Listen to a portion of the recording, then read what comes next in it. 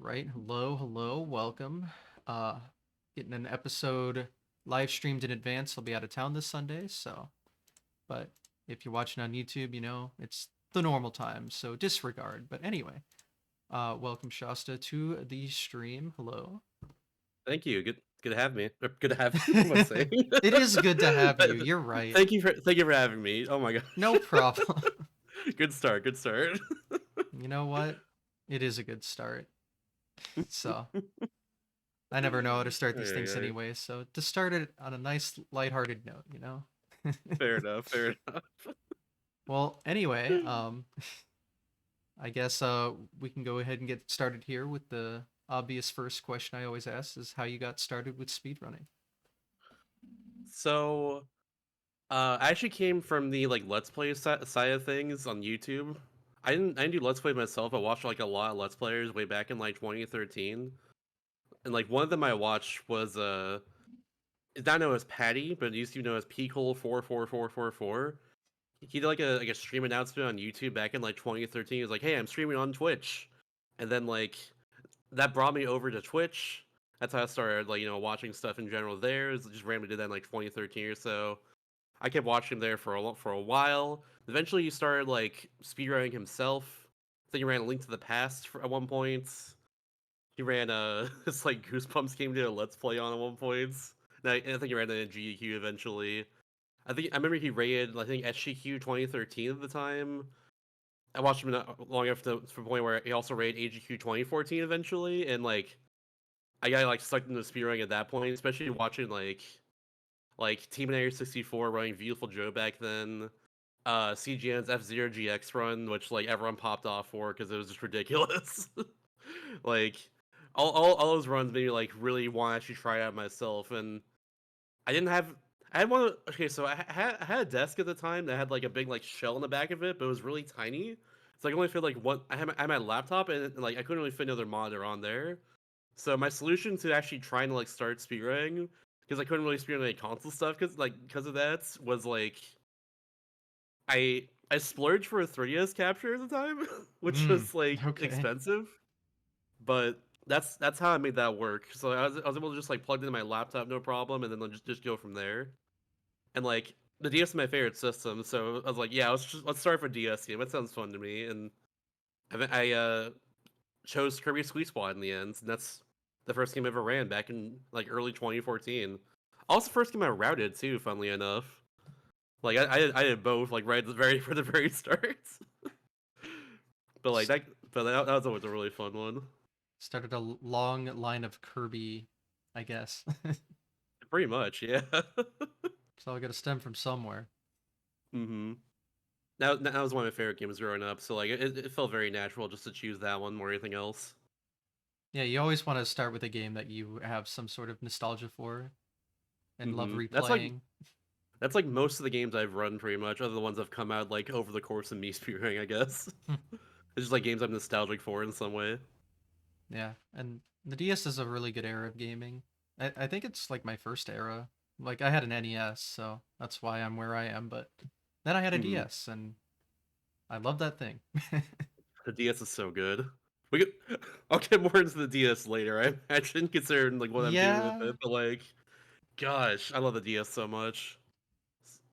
I wouldn't say underrated. It's like era of gaming, but like, oh my goodness, it's so good. it's a rated era of gaming. It is definitely rated, And I'd rate it pretty high myself, but in my opinion. Absolute top tier, no question.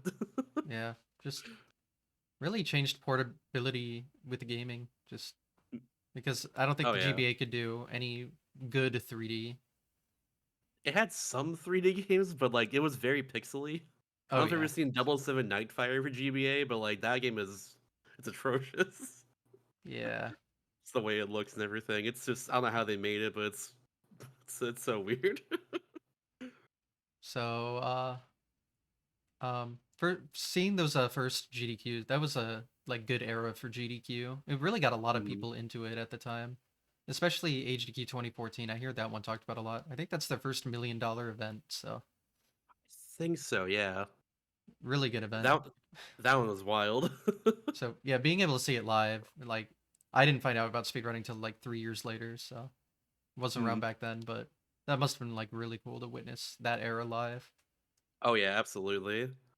Like I mentioned the Beautiful Joe run. Like everyone on couch had like the Beautiful Joe like glasses and stuff, and the right time TV there, he like paused the game at one point. He was like, I can't skip this cutscene. It just shows off the game so damn well. It's just the enter the go go baby. It's like that cutscene. It's like yeah, I love that. I'm sure the crowd The loved vibes it. were just immaculate, along with the run being incredibly impressive too. It was so cool. Yeah, a lot of great runs that event. So I need to go Mm. back and just watch more. There's so much good content from back then. It's also back in an area where like GQ layouts were just like webcam games all same size. Yeah, So it's that was like still then. far cry from how it is now, where it's a lot more professional looking and everything. Yeah, but there's something comfy and nice about those old layouts. It really is. Something about it. I don't know what it is. You just get an appreciation with how much they were able to do back when they didn't have all the fancy tech and uh, staff and layouts and etc. Yeah, just layout for game, webcam, game, random text, and not even like highlighted in the back or anything. Just very simple, but it worked, I guess. Yeah, it did really well. And Oh, I forgot. It was also the GQ of like the like tracks and the fire alarm. Some pull the fire alarm in the middle of tracks as Yoshi on a 100% oh, run. That's what it was. I forgot about that too. That was that GQ. oh, In particular, I remember unfortunate. someone leaving like a plushie on the couch and then like coming back for it in the middle of the fire alarm. That was very funny. I guess I probably seen this clip. But it's been a while. I forgot it. I'll have to find it again and watch it. That's pretty iconic run too, because like after every level they had Jackson Prody there, who's like an accordion player, and like he always he played the Yoshi's Island theme every single time. Just that like that one. Mm-hmm. After every level, he just did it on the accordion. It was really cool. Wow, I can't believe someone had to ruin it by pulling the fire alarm. I know, right? I guess it just makes it more iconic though. But you never hear that happen again. I guess. Oh, I oh yeah. I think I remember the power going out one event I was at for a little bit, but Hmm. nothing My quite first like that. my first AGQ was AGQ 2015. There was also a fire alarm thing, but it was like middle of the night. Like someone pulled it at like 4 or 5 a.m. We just all like went on the snow out there and just had to stay there for a bit, Fascinating. which was also wild. Some I guess people, it's just a thing back then. I don't know. Someone was just being a prankster back then. lol, funny, Hmm. int- just interesting. You never see that happen anymore. Yeah, for real. I haven't seen it. I've been to like every GQ since then. I'm pretty sure, and like there's been no fire alarms other than that first one I went to, which is good. Thank Don't get any goodness. ideas, anyone. No, no, don't do it. Don't do it. You will be thoroughly punished for your illegal activity. You'll be Hopefully, reprimanded for your transgressions, if you will. that's a good way of putting it. All right. Yeah. So, getting back to that early era. So you started with that Kirby game, and then did you just stick around with that, or did you try out some other things? So I did a lot of just around like 8% of the time with like a friend of mine, like or like at least I worked on it for a bit. So I ran for like a few months or so, and then like eventually like someone in like my chat came in and was like, hey, we're trying to form like a group of Kirby speedrunners on Skype. If you want to join, it's like hell yeah, I'm down. The old Skype era. Hmm. The Kirby speedrun Skype group had like 40 people in it at the time, I think, but it was so cool. And we had Google Doc leaderboards too as well, Yeah, this was which like before Speedrunner.com, right? yeah, it was I think like 2 years before, I want to say year or two before at least. I don't think Speedrun.com really caught on until like 2016 or so at least. Yeah, I know I was around when I started, so I don't recall like prior to that, but I don't think it was around too long by the time I got into it. Mm-hmm. All I'll say is that Google Doc leaderboards, good idea on paper, but Speedrun.com's a lot better. Yeah, Don't believe anyone who says otherwise, honestly. once you have a spreadsheet that anyone can edit, uh, Yeah. There Could was be mostly just like a problematic. few people get edits, but even still, like you had to like wait for it. You had to like wait a while before they edit usually, and like the guy who edited ours just like wasn't really around as much. Hmm. So like we kind of just didn't have a good way to record our times, I guess. Plus, it's not as public either. So like if someone wanted to learn that run, they had to like kind of just I don't know how they would learn it honestly. Just randomly look up on YouTube, maybe. I don't know. Yeah, it's nice to have a centralized hub for all the information. Exactly, exactly. So modern era speedrunning so much easier to get into than it was back then. God, for real. Like pre Discord, it was just it was so much more difficult. Yeah, see, I'm lucky to started in like the beginning of Discord era. I don't remember Skype. Well, I was never part of Skype era for speedrunning. I was barely part of Skype era for just general. Yeah. But Like back then too, I had like a friend group that like I came around from just like all the Let's Players I watch as well. So like I was already on Skype just because of them. hmm. So like it kind of worked out well that like I also had this speedrunning thing going on too at the time. Yeah, did like public online personalities at the time have like Skype groups then? I don't know. I'm gonna say no, but I Okay, actually have no idea in that time at that point. I see. So, but there were like the speedrun tiny group communities, I guess, for like discussing Like information kind of in that yeah, sense. pretty much yeah. Like like Skype groups existed for like things like that, but that's like the most I know. It's just like it exists for speedrunning a little bit. Yeah, it sounds very primitive in comparison to something like Discord, where it's much easier to have like a lot of people in one server and then have a lot of different text channels and stuff. I do actually. Now you mention it, I do remember.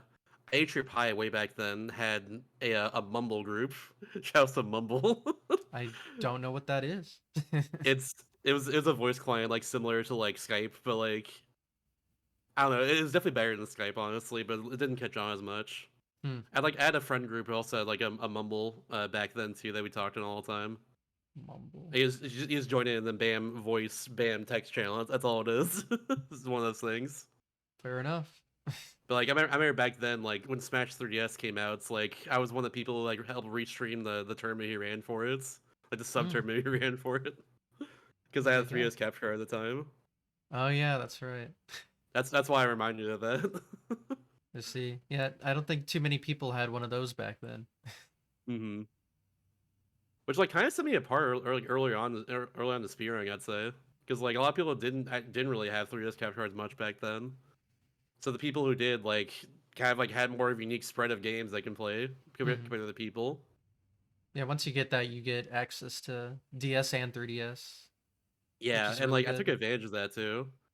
Like I ran Kirby Sweet Squad, did 8%, around 100% as well, and then like after that, I just looked for games to run like on the 3DS eShop, funnily enough, and Hmm. I sold on Mighty Switch Force, which is a way forward game that was like on the 3DS and also on like PC and stuff, and like Wii U at the time as well. That game's really fun too. Yeah, I The run for wonder. that's like you have to beat the game to actually like run the game because New Game Plus is just the best category. You unlock a weapon that like if you shoot kind of like pushes you back a bit, so you can take advantage of that by just like shooting behind you and then just like turning around so all your momentum goes forward. You can chain that and like make your character just go crazy fast across the screen. Hmm. It was so cool. It's Gotta really love, fun too, like puzzle platformer. gotta love just eShop, shovelware and all. It's a lot Yeah. of fun things you can do with that, probably. hmm That's why I sold on. But there's a few other games I remember like at the time looking at that just like looked really fun, but never actually like played. I think Hmm. one of them was a game called Mutant Muds. I never Oh, I've played. heard I of never that. like played in the end. But like, funny enough, like one of the more unique developers on DS was Renegade Kid, and they made that game as well on 3DS. So like, I kind of wish I ran it back then just for that reason. But it is what it is. Hmm. But Yeah. like beyond Mighty Switch Force, I also ran Metroid Prime Hunters for a long time, and that was actually my first GQ run back in SGQ 2015 as well. Mm, Like early. that run is so cool. Oh my god, that game's so cool in general. But like this, you just sequence break like everywhere pretty much after a while. Once you get like a certain, like Actually, I'm not gonna say once you get a certain amount of things, you can like go out of bounds the first couple minutes of the run if you wanted to. But it's just ridiculous. It's such That's a cool game. that's good. That sounds like a good speed game where it's just like, yep, you can leave the area immediately. Yeah. And like the category around is all items, which is like the best category because you literally just get everything. You just get like all the upgrades in the game and then beat the game at that point. And that game is like really hard normally, so you know, it Hmm. works out like for the best. Yeah. Did Way back then, the run was like an hour and a half or so. Now it's like an hour 10 because it's thanks to like just people discovering new routes and just finding new sequence breaks and stuff. It's really cool. yeah. Did GDQ have any issue like getting your capture, like DS capture? Funnily enough, yes, they did, but it wasn't their fault. It was my fault entirely Mm. because like I think I didn't carry it the best at the time, like during the events. I think I just carried it around my pocket the whole time, Hmm. and something happened with my 3DS and kind of just broke. I think when that happens, like during the events. So I had to use, if I recall correctly, Village's 3DS capture to actually do my run Hmm. because my 3DS capture that I brought was like not working properly. Yeah. I wonder. It's is it like one of the first like DS kind of runs they had? Because I don't know how long DS capture has been around. That's a good question. I actually don't know, That's but fine. like that wouldn't surprise me. Yeah, because I honestly didn't know DS capture existed for that long. I would have to like go to GQ VODs and just try and just scroll through, I Yeah, guess. it's not that big a deal. I was just curious because, yeah, I don't know when a DS capture software really started becoming a big deal. I'm just gonna see real fast. They have a platforms tab here, I guess. Oh, cool. Oh, never mind. Okay, so I'm seeing SGQ 2011. Someone ran Castlevania Dawn of Sorrow for DS. Really? All the way Yeah, back way back then? then. That's crazy. Also, I remember too now. ROM Scouts ran Men Hammer Ultra and Kirby Superstar Ultra back then too. Hmm. Wow. So I guess like it was around, but definitely not as popular, if anything. Hmm. Yeah, Yeah, it's see Mr. Driller as well over here. Drill Spirits for DS. Like I'm seeing a few runs like wait from way back then. yeah. But like definitely wasn't like as prevalent for sure. So I guess there was either like DS capture software or mods. I don't really know how it works. So there was either that or like it came out immediately when the 3DS came out because the 3DS, what was that, 2011? Yeah, 2011.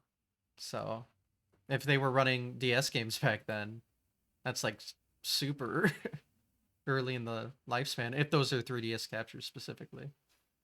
There was also just regular like original DS capture, but I'm not sure like where people got that back then at least.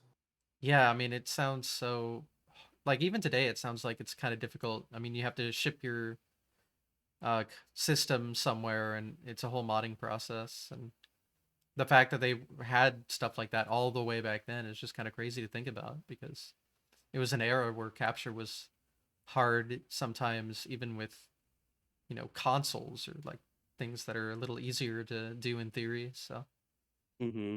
just kind of Absolutely. fascinating. It's wild to think about. Just like how far we come in general with that sort of stuff too. Because Yeah. back then I think it was like primarily one person who modded like DS and 3DSs, which is Loopy. But he's still Hmm. doing it too. But now there's like multiple people like just working on that same sort of thing as well. Yeah, modern retro gaming. I guess we can consider DS retro now. It's 20 years old, Unfortunately, of course yeah, it is. That's the way I that see it. that is the way it goes. But yeah, Hmm. so much has happened. Like now you can play your NES in 4K if you want. It's like what is going on? Hmm. It's cool It's to so see though. cool, honestly. It's nice that people care about retro gaming, and then I'm sure speedrunning just makes that even more and more prevalent, I guess. So It really does. it's cool stuff to see. But yeah, I guess we can just keep advancing through the speedrun timeline. Hmm. Trying to remember what I ran after Hunters. I know like around like the end of like 2014 or so, I was able to snag like a Game Boy player. Oh, So now cool. I have. So like at that point, I also like found like a not even a monitor, but like a tiny LCD TV to run on, Hmm. because because I had the like big shell in the back of my desk and stuff. So like that like and my desk was tiny as well too. It was the desk I had like growing up, you know. So like it was kind of tiny. I mostly used for schoolwork back then, but also my laptop as well. But I was able to like hook up like a Elgato Game Capture HD that's hooked up to my laptop, and then like play off of that with my LCD TV, Hmm. because like and like it was a mess, but it worked out thankfully. If it works, it works, right? Yeah, but I was able to like run some GBA games because of that at the time, and I think one of the first ones I ran, I think the first one I ran was actually Metroid Fusion, way back then. Nice. Still one of my favorite games of all time, Yeah, and classic like I Metroid got really is into that. sick. I got I got really into that community back then. Like we did a bunch of races and stuff, like actually via Skype, if I recall correctly. We did a lot of that. I mostly just ran 8% for a long time. I think I actually learned 100% in like 2020 or so, or 2019, like sometime way later. But I don't know. Like I had like a really good time for a while in that game, but like people got really good to say the least. People were really good back then too, but like, sheesh, Yeah, it's 2D such a fun Metroids run. are pretty popular, so I'm not surprised. Even if it is like Yeah, a harder game to kind of get into, GBA can be a little harder than just regular console stuff. absolutely. Yeah, a lot of people back then ran emulator for good reason, Hmm. I'd say. Yeah, of course. Because like getting the whole hardware setup is definitely a lot more. It's definitely a lot like more difficult and more expensive for sure. Yeah, Back, especially GBA funny player back then enough, or whatever. yeah. Especially back then, like the Game Boy interface did not exist, which is like a Hmm. homebrew method of starting the Game Boy player. So like you had to get both the disc and the console itself, and back then, funny enough, the Game Boy player itself was like the cheaper like of the two to get. The disc itself was a lot more rare. And now these days you don't need a disc, so it's like the hardware itself is now more expensive, of course. Hmm. Yeah, unfortunate. That's how it is. Yeah, Advancements in technology and all that. and then the 3DS didn't have like GBA support in that sense. Nah, So if you had the capture, that's not a way you can do it either. Unless it was one of those 10 games that they gave you and you God, yeah, happen the to ambassador program. have the early system when you were able to do that program. I don't know. Yeah, I was trying. I think back then too, trying to like get a 3DS with the ambassador program, because I didn't have that. I didn't get mine until like 2012, I think. It's like a year after it launched. It's like I wanted that just to, like run a few games on there. Hmm. Like I think like Warrior Line 4 was on there. Eventually ran that, but like also like Legend of Zelda Minish Cap I wanted to run at the time, but I wanted to use the ambassador program for some reason. Hmm. I mean, I think it was before. I think I remember doing that before I got my like Game Boy player though, because I do have a card of that game. I had that game growing up. yeah. So that Never makes ran in sense the end then though. because the only way you could have captured it was through the 3DS. Yeah, at the time. Hmm. So it makes sense. But But yeah. beyond like Metroid Fusion, I ran a few of the games I played a lot growing up, and one of them was Mario Tennis Power Tour, which Hmm. we talked about before he got in here, but because I played last night. But like that game is phenomenal. I love that game so much. Yeah, It's speedrunning like tennis, a huh? yeah. It's tennis RPG because made by Camelot, who made Golden Sun. Oh yeah, It's like they do those like GBA golf games too that were kind of like RPG-esque, if I remember. yeah, like Advanced Tour is also really cool for that reason. Same Hmm. with the Game Boy Color ones as well. But like Marcho's Power Tour, I latched onto as a kid because like I had this like summer program though that I went to like every summer for a while, where we just like played basketball, like did track stuff, and played tennis and swam. So like I thought tennis was really cool at the moment. So I had Marcho's Power Tour. They remember getting on a vacation, I think, like way back then too. But like it was, I latched onto it a lot. The game is really good. Plus, like I liked tennis at the time. Yeah. Well, all works out then. Hmm. Yeah, so lot of GBA I'm noticing. Yeah, like that. You're gonna notice like a lot of the games I've run are just like GBA, DS, and 3DS. There's some exceptions, of course, especially back then. I ran a few other games that that we can get into at some point. But yeah, Mm-hmm. Yeah. like here's one out of left field that I'm just looking at Spirit.com right now. But one out of left field is that way back, like I want to say like 2014 or 2015 or something. Me and a few other friends like ran Left 4 Dead 2. Just like did all the All right. campaigns all at once for fun. Why I not, don't think right? we had any like specific strats or anything, but like we were just one of the first people to do that way like 9-ish years ago. Hmm. Just Yeah. because we liked the game a lot more than anything else. You'd think that'd be a little more popular. I guess it's harder to get like four people to commit to a speedrun account. Wait, no, you did that before SRC then? If it was 9 years ago, right? I think it was one of the first runs we put on there. Yeah, I'm looking at it. Is Okay. March 28th, 2015 was our all campaigns run. Hmm. Oh, so Which super early. way back then was it's not even like showing up in the leaderboard anymore. Oh, it's Legacy. That's why. Okay, there we go. Yeah, it's like Hmm. 19th in the leaderboard now, but back then it was like first place. It's about 3.5 hours, World record. and now the run is apparently around an hour 43 somehow. How? It's like half the length. What the heck? That's People do wild. work. I know that run's pretty ridiculous in general, but holy moly, didn't expect it to be that fast. So this is my genuine live reaction to seeing the current Left 4 Dead 2 world record, I Live guess. Shasta reaction. For real. But yeah, back then too, because I had the Game Boy player and the GameCube and all that, I also ran a few other GameCube games. And like, there's two of them in particular I latched onto, which was Star Fox Assault and 007 Danger Under Fire. Both those games I eventually ran in GEQ. And also I ran, I think, both of them in ESA as well, the one time I went to ESA. Which, like, that was a lot of fun too.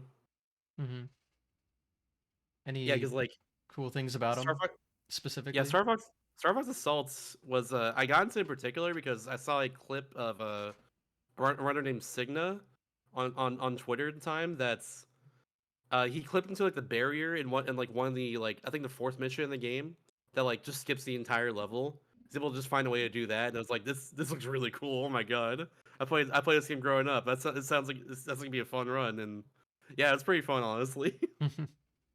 Just unlike normal Star Fox, you also have like on land missions, and that's where a lot of like the optimization in that run comes from. It's Mm. just like doing all the on land stuff really fast, and like that bigger clip is like the thing that got me really into it. And like the rest of the run's really cool too, but like that bear clip especially was just like mind blowing at the time for me.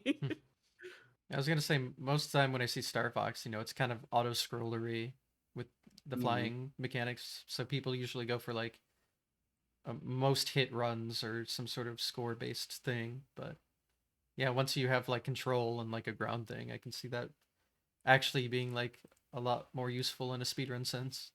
And there's still some like optimizations too, like even like on the actual like on rail sections with the ship and everything. Like I remember like trying to route and like getting certain like bombs, which just do like a lot of damage to anyone it hits. It's like on the first mission, you get like 5 bombs or so, and you use it on the boss, and it skips like some of their faces if you like time them correctly. Like Gotta love stuff like boss that would skips. happen. But like most of the run came down just like moving fast in online sections, which are like they're like 5 or 6 of I think primarily. Some missions are kind of like a hybrid between both of them. Some of them had like an auto scroller in the middle of like the online section, Hmm. but like a true auto scroller, one where you can't just like boost the speed up like you can with like the regular R wing sections. Mm. Okay. It's a really cool run. I eventually ran it at like 5 in the morning, I think, for like I think it was SGQ 2016. But it Gotta was love really cool. the Like all 5 my a.m. friends were runs. there at the time, and like they had like a blanket they brought from one of their rooms and just like got cozy in the back couch there. Just It take a was really nap. fun. Yeah, it was really cool. That's hella vibes. I love it. Yeah, another one I got into a lot was also Double Step Ninja Under Fire. Another game I played growing up. I mentioned Nightfire GBA earlier, but never actually ran Nightfire in the end, like for console at least. But Age Under Fire was like the first 007 on GameCube, and I played that one a ton growing up. Both like multiplayer with my brother, and also like just on my own playing the campaign. Yeah. Primarily though, like I remember getting into it because like saving in that game was weird. Save. I don't think I remember like I don't think I actually like primary like saved any of the data at all in that game. So whenever I played that, I always tried to just get to the end if I could. So you know, one thing led to another. Bam! Now I'm spearing it. Makes sense. Saving is a weird. I don't know what it is. You had to like things didn't save automatically. You had to like go. You had to find like an option in the main menu, I think, to save. I never really did that. I guess it Interesting. was really weird. Yeah. I figured it out like years later, but yeah, Well, there you go. I know. it, it, it- it's a very fun one though. It gives a lot of sequence breaks and a lot of like really cool optimizations. I know. Obviously, the 007 game on Nintendo 64 is very popular in terms of speedrunning and stuff. Is this Oh game yeah. like very different in comparison? Oh, a lot different. You're not looking at the ground for most of the game. I'll tell you that much. Oh, okay. Because like you don't need a lag. You don't need to do like any like crazy lag reduction or anything. That's good. Most of the run just like moving and there's a few like the first level there's a cool sequence break where you just like damage boost off an explosive barrel and go on top of an invisible wall, then jump to the end of the level. Like you do stuff like that. It's really fun. I'm trying to Yeah. remember other stuff too, but like that was a big one for sure. There's one part where you use like the like grapple like thing. I think it's called the Q claw in that game. You do that you use that at very specific spots, and you're able to just like jump onto a platform not supposed to go on just yet, and they can go to the end of the level like a lot faster that way. Like there's stuff like that. A lot of just like clean execution to save a lot of time, but also some like big skips that were really cool. I think I eventually ran that. I think it was AGQ 2016. I want to say. I tried to get like a tuxedo for the run, but that was too expensive, of course, so I scrapped Mm, that idea. But that would damn. have been like appropriate given James Bond and all that. Mm-hmm. It's funny. Feel Yeah, like you've like run every game you've ran at GDQ. That's what it I've sounds run like, a at lot least. of I've run a lot of my games I've run at GEQ at this point, but I'll keep doing it. Honestly, I'll keep doing They it. can't stop you. They can't. There's two games I've run that like they've not accepted, and I've run them for a long time, and I'm waiting for them to accept it someday. And what are those? Kirby Superstar Ultra 100%, and also Legend of Zelda Phantom Hourglass. All right.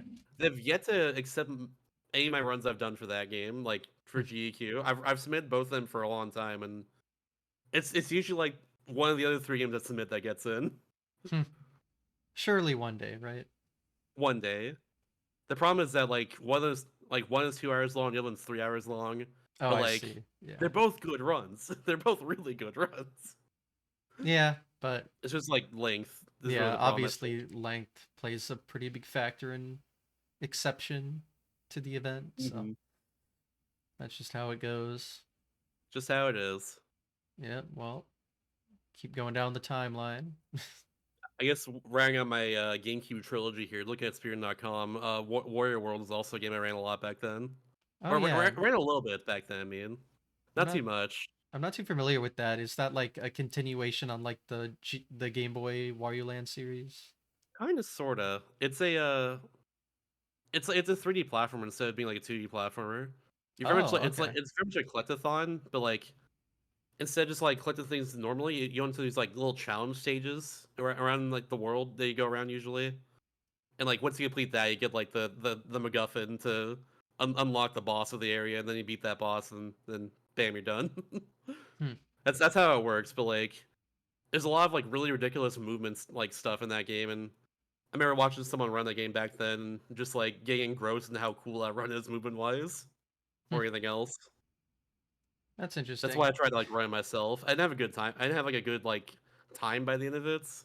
Like just time wise, not like vibe wise, I had a good time, but like Hmm. yeah.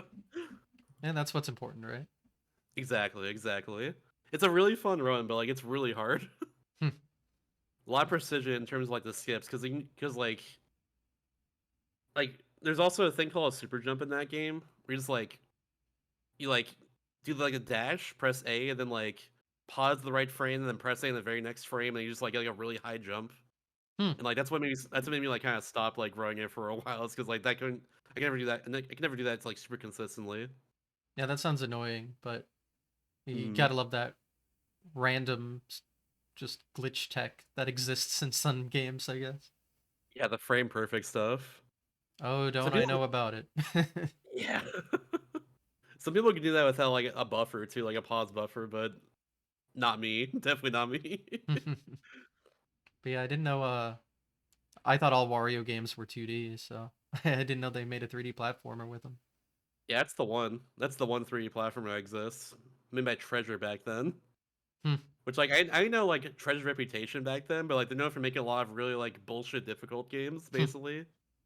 And like Wario World was like not as bad. Looking back at it, it's like it was not as like difficult as like some of the other stuff they made. That's for sure. Well, that's good, I guess. Although it sounds like the Yeah. speed run was still kind of hard. Oh, it was really hard. That So game was a can't lot of tech. escape the difficulty fully, but Oh yeah, absolutely. well, But did yeah, that get into GDQ too? no, it didn't. Not with Oh, me. finally. No. With someone else. Hey, everyone Left 4 Dead 2 in GQ. Hold on. I Or see. Mario Tennis Power Tour. All right, all right. Well, But yeah, I also ran a lot of GBA games back then too because I had the Game Boy player. mhm, Even beyond just like using my GameCube to run all that stuff too. mhm. But like Kirby Nightmare and Dreamland is one I really got into from like speaking of Kirby games for like a very long time. That's one I also again also I showed the game 3 times in GQ now, Oh but wow. all different categories. Well, at least there's some variety. Yeah, like initially ran 8%, the same GQ I ran like Star Fox Assaults. That was I think SGQ 2015, I want to say. But Yeah. at the time I had like a top 5 time I think in the game. Well, actually my time's still fifth. Hold on one second. What the heck? I'm just looking at Spear.com. Sorry, It's all right. it's still fifth. Oh my god! After like 5 years. Sheesh. You're just that good, huh?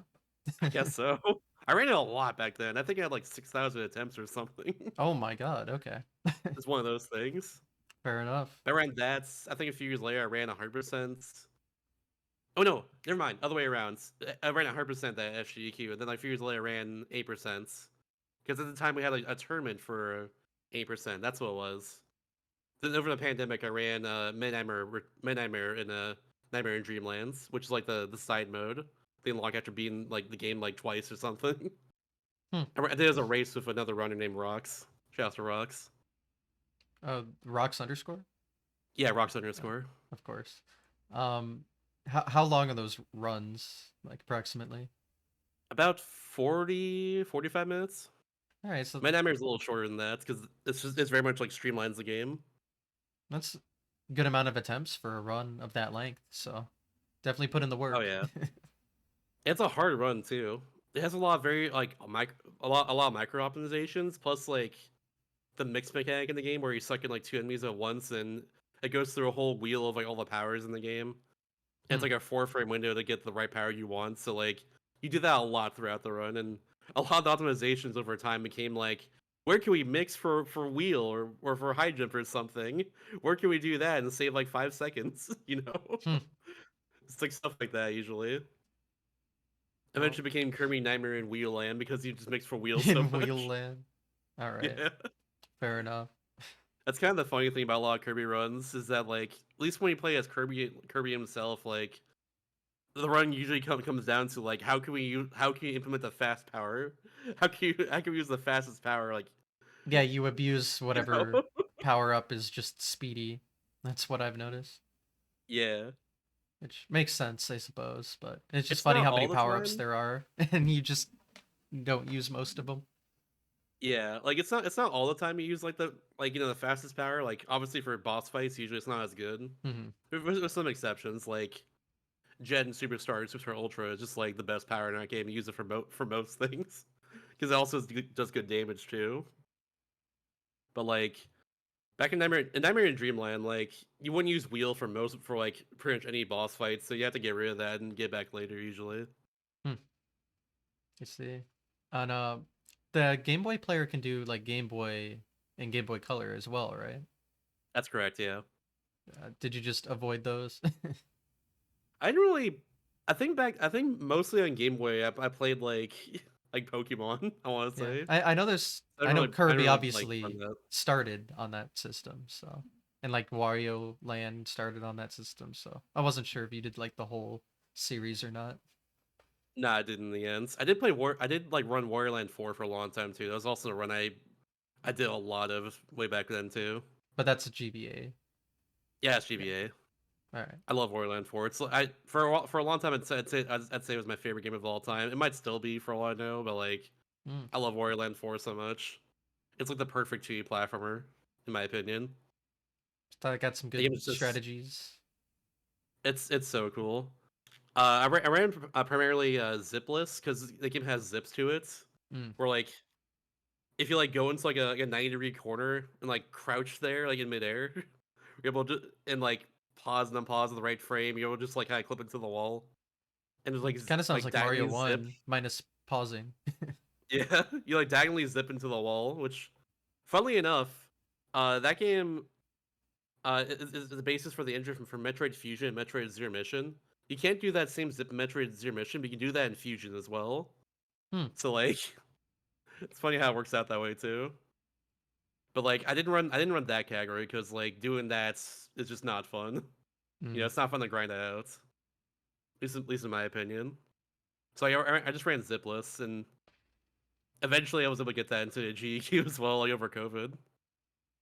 So like Unbelievable. I was grateful about that. I know, right?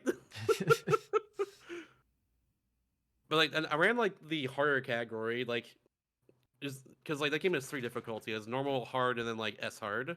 I didn't run S S hard hard? because S hard, which is like basically Kaizo Warrior Land Shard. 4. It's ridiculous.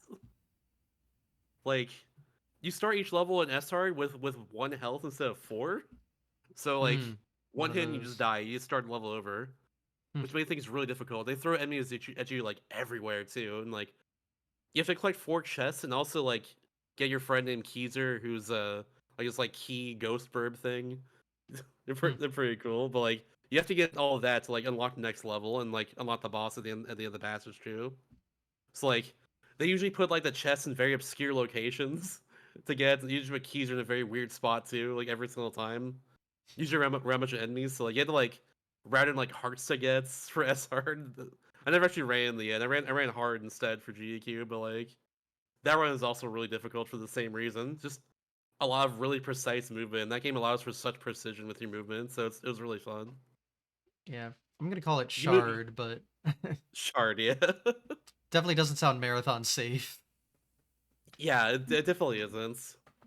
But like I remember like watching Becco back then, just run that so much.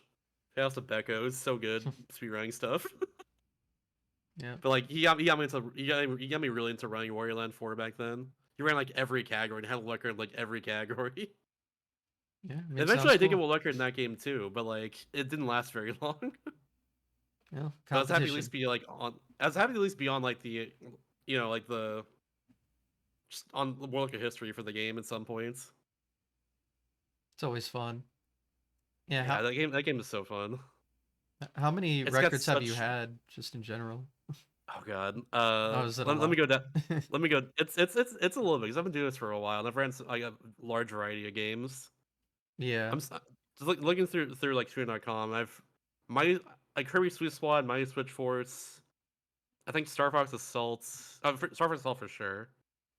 Double 78 Genifire, I think, at the best time at one point. Another game here. Frogger's Adventures 2. I ran because a friend of Oh. mine like gave me his card for that game, and Oh, and like that he was was like, "Hey, enough, you huh? should try and run this." That was a fun one. I ran for just a little bit, Mm. not for very long. Oh, well, back then I routed Yoshi's Out on DS. That Mm. was another one. That was a fun experience. So I had like default world record because I had the only time in the game for bits.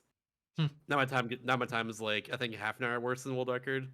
But like that run's ridiculous, so it makes sense. Is that is that an entirely different game from the Super Nintendo game? Oh, completely. Yeah, it's completely different. So they had It- that DS and New Island. yeah, Okay. New Allen Interesting. is. I'm not played that one, so I can't really speak on it other than the kazoos, I guess. But Got it. Yoshi's Out on DS is like It's got some ridiculously fun platforming. The main gimmick of the game is both like both screens using both screens at once because it's a DS game. Mm-hmm. So like you go between both of them a lot of time, but also like you have like 5 different babies to work with instead of just like Mario and they all different abilities. Like Oh. like baby Mario like has he run all like you can run with him, so you use him most of the time for the run.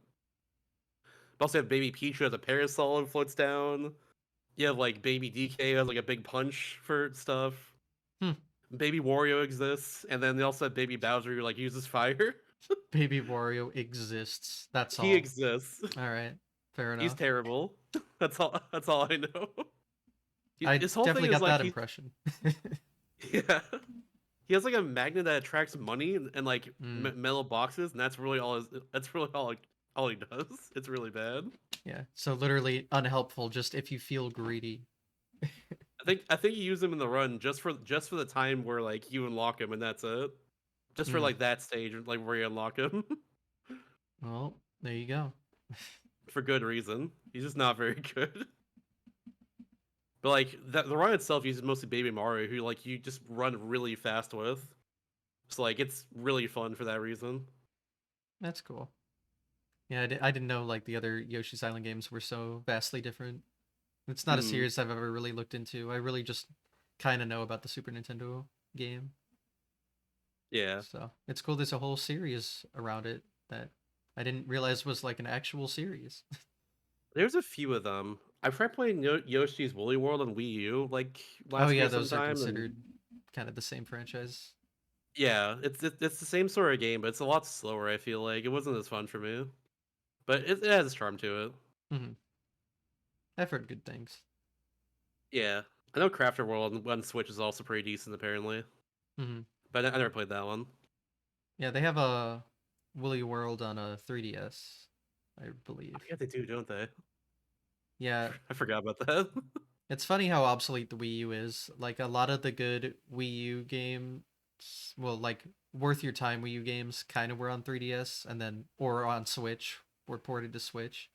There's very Yeah, few like super exclusive Wii U games that are worth a damn, I guess. I know Mario Maker eventually made its way to 3DS as well, with like its own campaign and That stuff too. that doesn't count. I know. That doesn't count. You can't even really do like online stuff.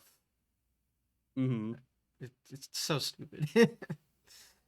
Oh my It had its god. own campaign though, which is pretty cool. I know that Yeah. eventually became a thing for like Mario Maker 2. Hmm. I never played it in the end though. Fair enough. But yeah, just I guess I'll have to look. What is cool about Mario Maker on the 3DS is that'd be really easy for like level building with the touchscreen and everything. But I just have heard They also have that on the Wii U too, the gamepad. yeah, but rest in peace.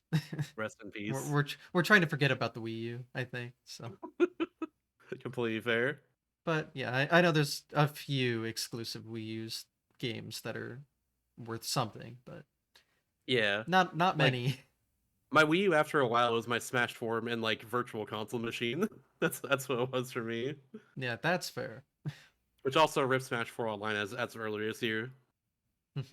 And 3DS online for that matter, which that one still makes you sad. There's so many good online stuff in that for 3DS, but Hmm. it is what it is. Yeah, I remember when that game was popular. Actually, I remember my high school did a Smash 4 tournament, and they never do things like that. So I joined Same. it for fun, and my controller was the 3DS because you could link Let's it that go. way, remember? I won one match, Let's go. You love to see it. so it worked out a little bit, but Back in like not the I way to graduated. play. Yeah, I graduated high school in 2013. So like we actually had the last like 2 years of high school. We had like brawl tournaments. Just like Wow. I went over the course of like a few lunch breaks and stuff. And like both years we did, I got second place every time. But I always lost to the same people like every single time too. So womp womp. Yeah, I remember we had a video game club in middle school, and Whew. like Brawl was the only rated T game they'd allow because it's like can't have rated T games. This is middle school, but you know what? Brawl doesn't actually count. It's okay. It kind of doesn't. I forgot it was rated T in the first Yeah, place. I remember like when it came out. When did it come out? Like 2008? I think so, yeah. So I would have been 9 at the time. I remember playing it at some people's houses and really wanted it, but my mom's like, "It's rated T. I don't think so." It's like it, it's not. They fucked up. I don't know why. I No, don't get it's up just 2 as not. well. Like apparently Melee is also rated T, but 64 is rated E. It's like I don't Melee's know how T that too. happens. Okay. Yeah, I didn't Why? realize it was. I don't know. You see, I don't remember when they implemented E10 plus, which would I assume be the excuse for Melee unless E10 plus did exist back then, but for Brawl I don't there think it there is did. just no excuse. I don't know what they're doing. I don't know why it was rated T. That's so strange. Cuz I E10 assume plus Ultimate and 4 Smash 4. are E10 plus, right? They are, yeah. Yeah. I'm seeing it right here. Smash 4 is E10 plus, Mhm. So, and I don't know. Ultimates is same deal. Yeah, Mhm. that's so strange. It's I don't know I what didn't they're even know thinking. that. Ay, ay, ay. Making my Like, childhood just a little bit harder for no reason. Bastards. funny enough, a lot of my video game journey too back then was also like getting this competitive Smash 4. Funny enough, so like I did that a lot back in like 2016 through like 2018 or so. Mhm. Then eventually Ultimate came out. I did that like pre-pandemic for a while. Yeah, I never got I'm into not the I'm not competitive side of things, but I can appreciate it. It's fun. It really is. I met a lot of good people through competitive, but like I don't know, we don't talk as much anymore. I guess Hmm. a lot of people just like just kind of peered off, just weighing interest and all that. I know what Especially after Smash Four, there's some people who like really liked Smash Four, but didn't like Ultimate. So like a lot of people just oh, kind of stopped showing up because of that, really? which is strange to me because Yes, that sounds strange. Ultimate's just a strict upgrade. But whatever. Hmm.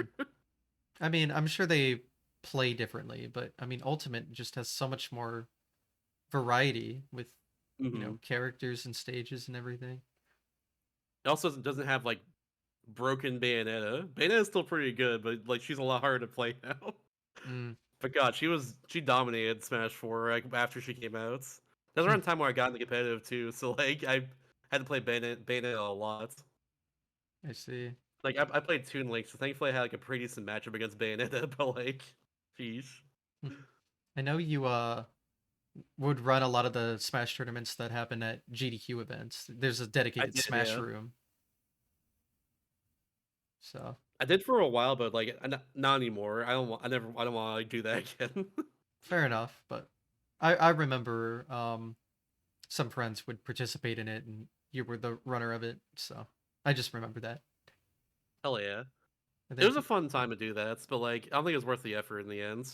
A Mm. lot of time, it was fun to like just see everyone just like get hyped for Smash and everything, but like it just like it took up like most of my day usually, Oh, and like yeah, I I want to do other imagine. stuff at GQ, you know.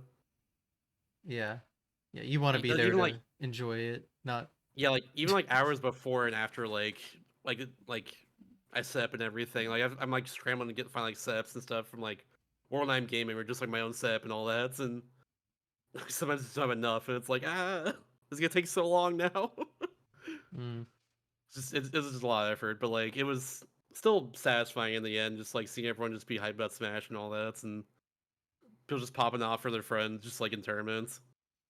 yeah. Like I remember like I ran the AGQ 2019 tournament back when Ultimate like just came out, and God, I got like 150 entrants or something, like Oh my way god. more than I expected.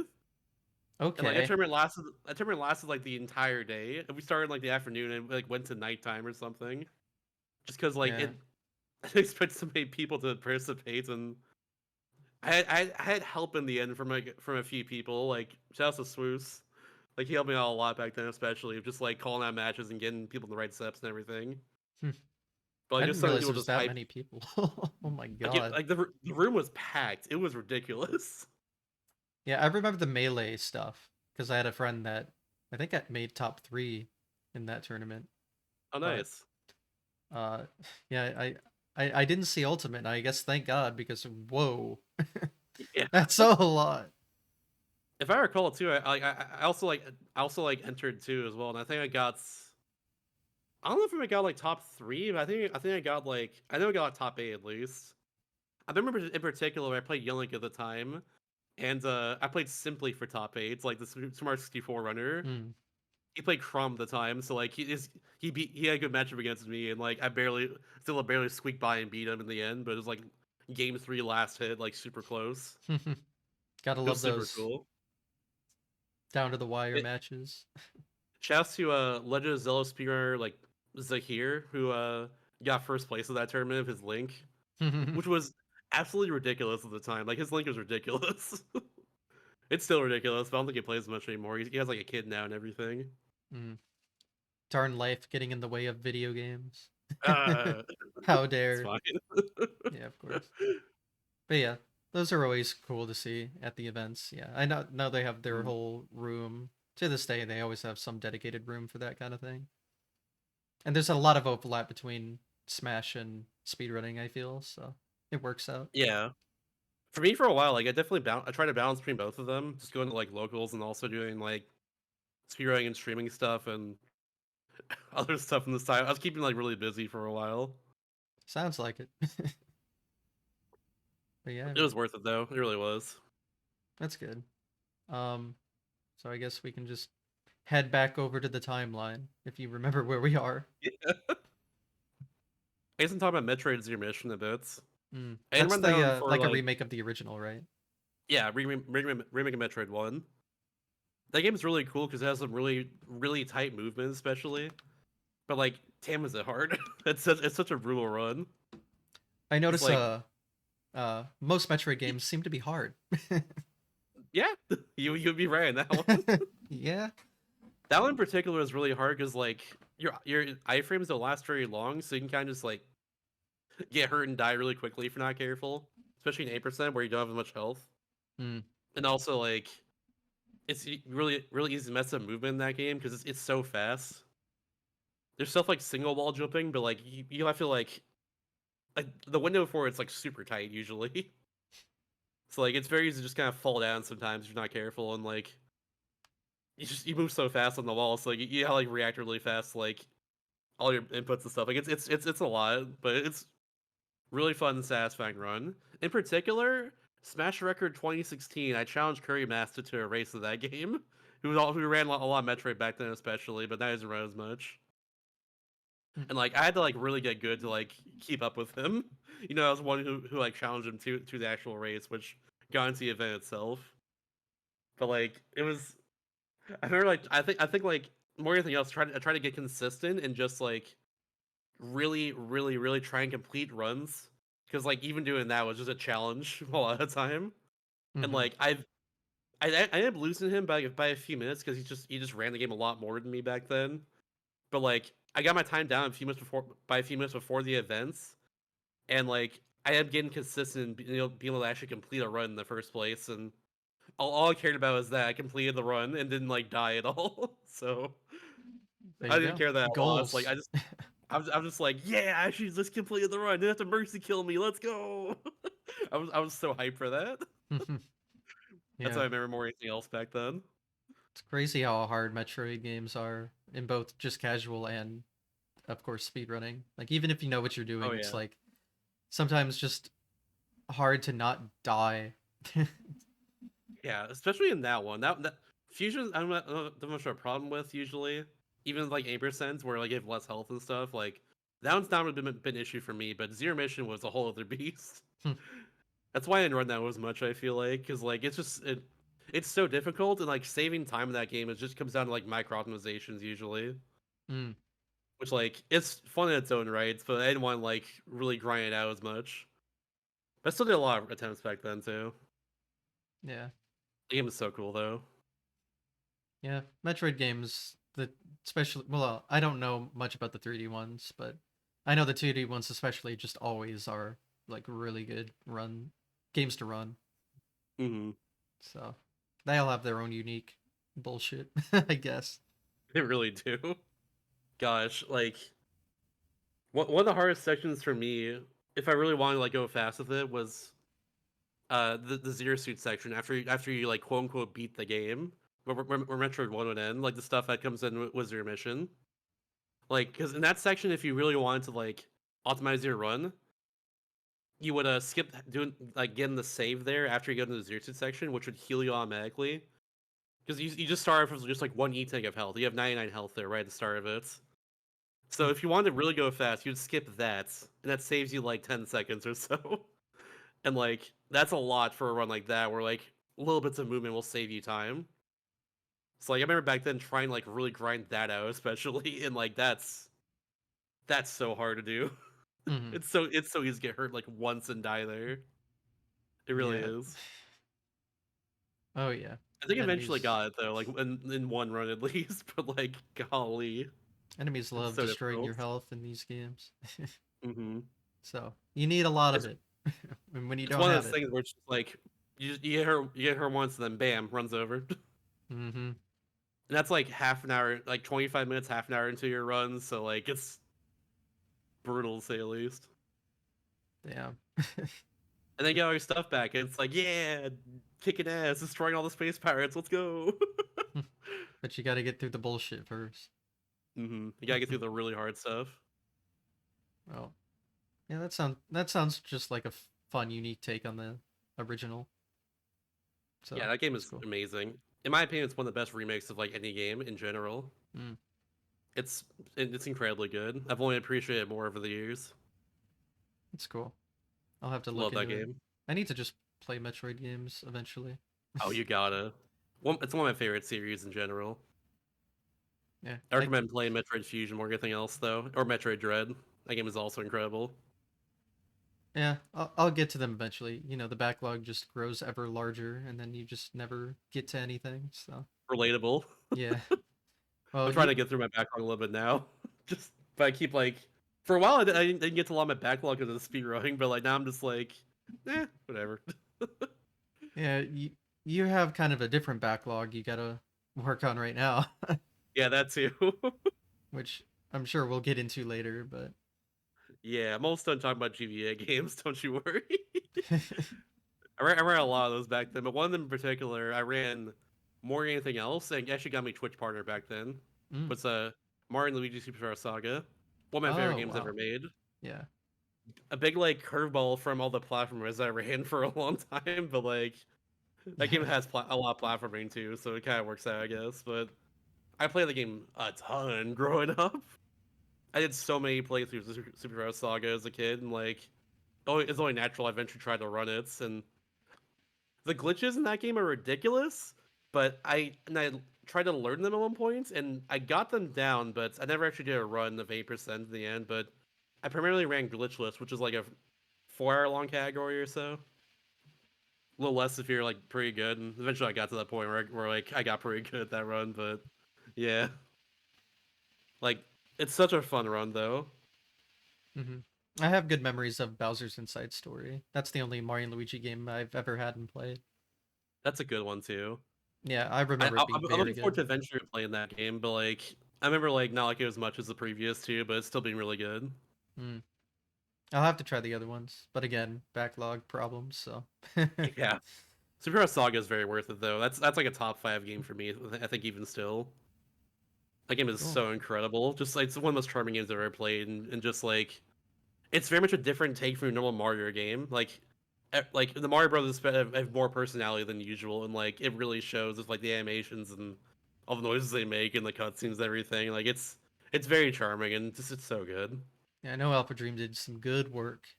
Rest in peace. Rest in peace. I miss them so much. It's a shame. Can never I keep hope the good some stuff. I hope someday like the people who worked on those games make another like Mario Luigi game or something, Or or like some Mario RPG in spiritual general. successor, since they're not able to like do it under Nintendo probably. But They'll make Tomato Adventure 2, which is the game they made before they made Super Shot Saga. That's what they'll do. I don't know. never heard of that one. Yeah, it was Japan only. That's Oh well, why. that explains a lot. I want to play it at some point because it like it came out before Super Shot Saga did. And that's one of my favorite games. So like I might as well try it out at some points. But it's wild from what I've heard. Hmm. I don't know much about it though. Yeah, I only know their Mario and Luigi work. I don't do too much research, so. Completely understandable on that one. But I'm sure it's great. Yeah. Maybe. I have It no might be. information to go off of, but I'll just make an There, assumption anyway. there's a chance it's pretty cool. There's a chance that Hmm. I'll at least say it's one of the games of all time. I can say that confidently. It exists. It exists, much like Wario and Yoshi's Island DS. It's true.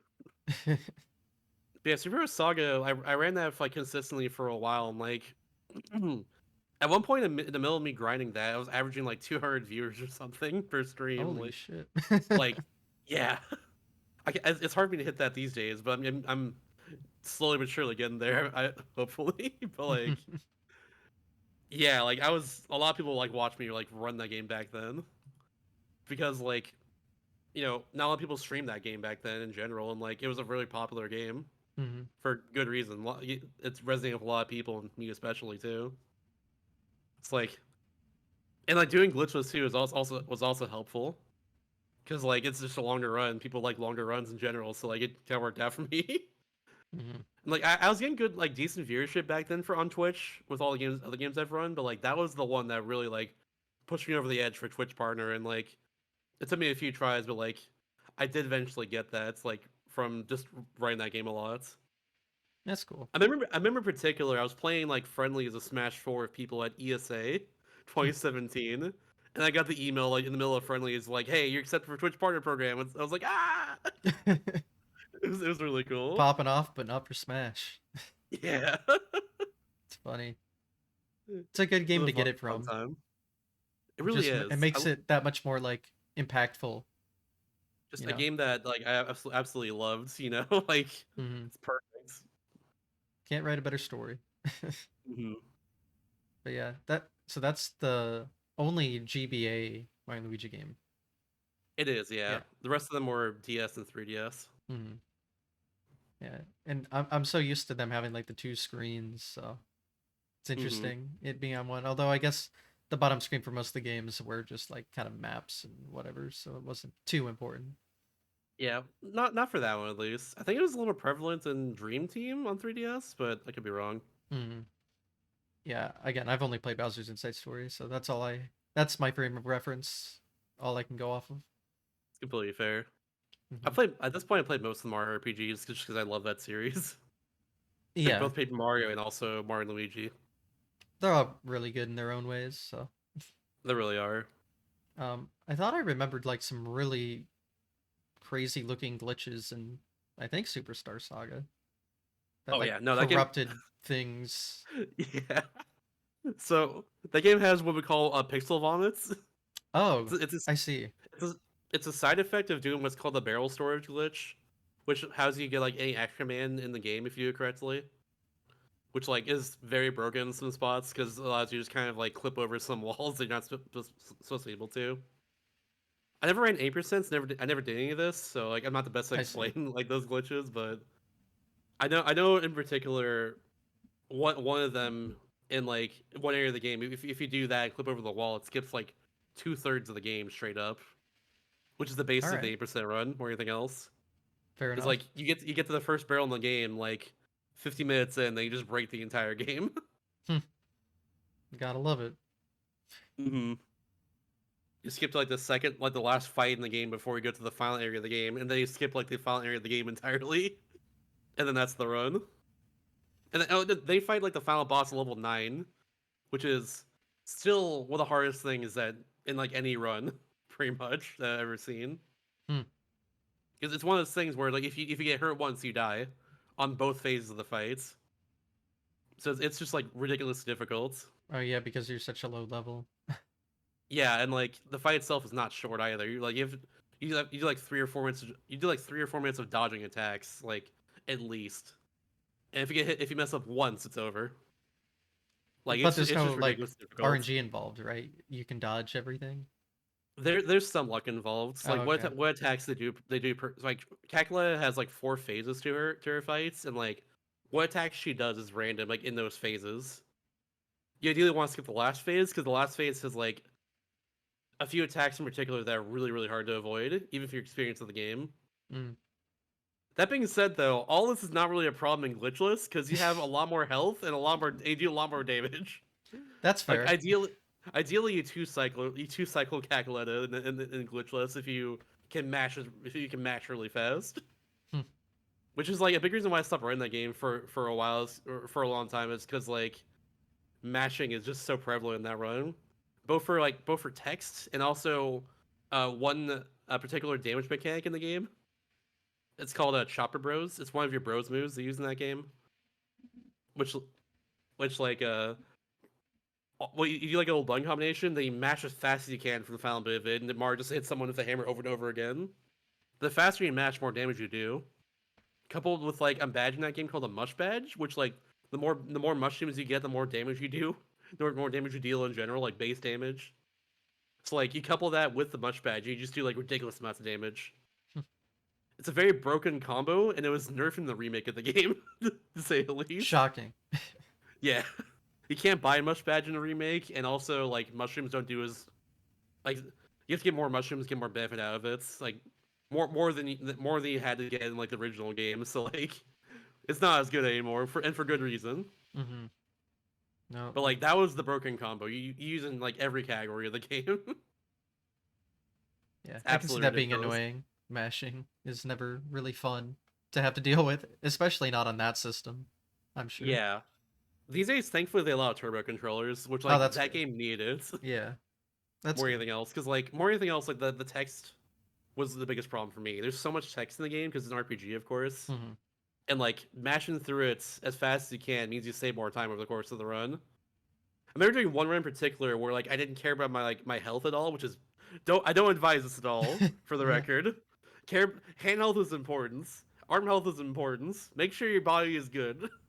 But I had one run where like I played like on average compared to like how my runs normally go, but I mashed like the crap out of my A button for like the entire run, like as fast as I could. And, like legitimately, I saved like a few minutes over like by the end of the run Hmm. over like just my normal runs of the game. Like it was so stupid. Text in that game just saves so much time to just mash like as fast as you can, and for a run it's like almost 4 hours long. Like that shit sucks. Yeah, I can It's not imagine. worth it. RPGs just need at least text skipping in some way, whether that's turbo or in game or whatever, because Or just like some sort of fast text that like mm-hmm. caps out at one point, so so you don't have to like you know mash ridiculously fast or anything. Yeah, and for people that, maybe don't want to allow turbo, don't want to set it up, it'd be nice if like text could be advanced by just like holding A, not Yeah, having Paper to Mario like push it every 64 is time. like Paper Mario 64 is like the perfect RPG sphere, right? Because you just hold B, and that's all you gotta do for skipping text in that game. See? And They had it then it has figured really out. cool.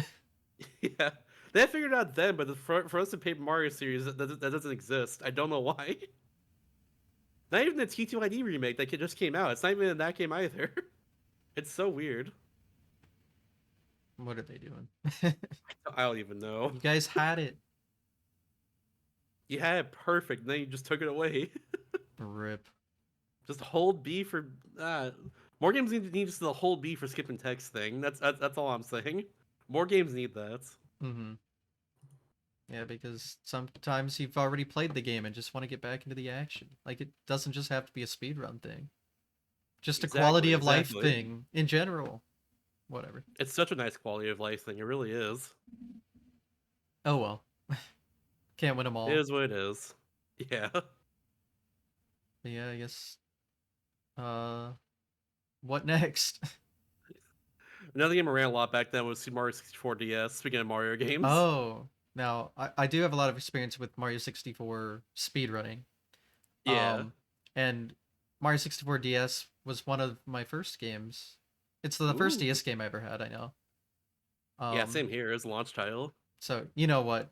For like uh long time as a child, you don't know it's a remake or like a reimagining of something else that previously existed. So for a long Hmm. time, you're a naive little person that thought it was just a original game. Little do you know, You know, it's they are very different. I'll give them that, but it's just they're funny to super think different. about looking back. It really is. I love that game though. It's How's such the a fun speed run run? too. Yeah. the speedrun's like a lot different from Mario 64 because like it's on different engine and everything, Yeah. and like the deep, you have a D-pad and also add a 3S, so you add a circle pad too, which helped out with like the movement in that game. Mm-hmm. Like movement's a lot of the same, but you have of course like 3 other characters to work with too. For a while, I think like the route used like Luigi for a couple stars in the middle of the run, but eventually it got routed out, and now it's just like only Mario once you unlock him. Hmm. After using Yoshi for the first like 8 stars or so. Yeah, I, because you I ran gotta the, get into the star door or whatever to get to Mario. yeah, I ran the 80 star in particular for a long time. 80 star and like 50 stars, no, I ran eventually, but like 80 star is like like the 70 star of that game, where like it's the amount of stars you need to beat the game to unlock like the final Bowser fight and all that. So Mm-hmm. you play like pretty much you play like through a good portion of every level pretty much, which is nice. So that was a really fun one. Like I don't know if you've ever seen like tasks of Mario 64 DS, but like they're able to skip like a lot of stuff. Yeah, Some of I've the seen task stuff one. is some of the task stuff is like things you can do in real time. There is like an 8% run of the game where we get I think 3 stars these days. Used to be 1 star, but like you get 3 stars now for whatever reason. I think in Jolly Roger Bay, if I recall.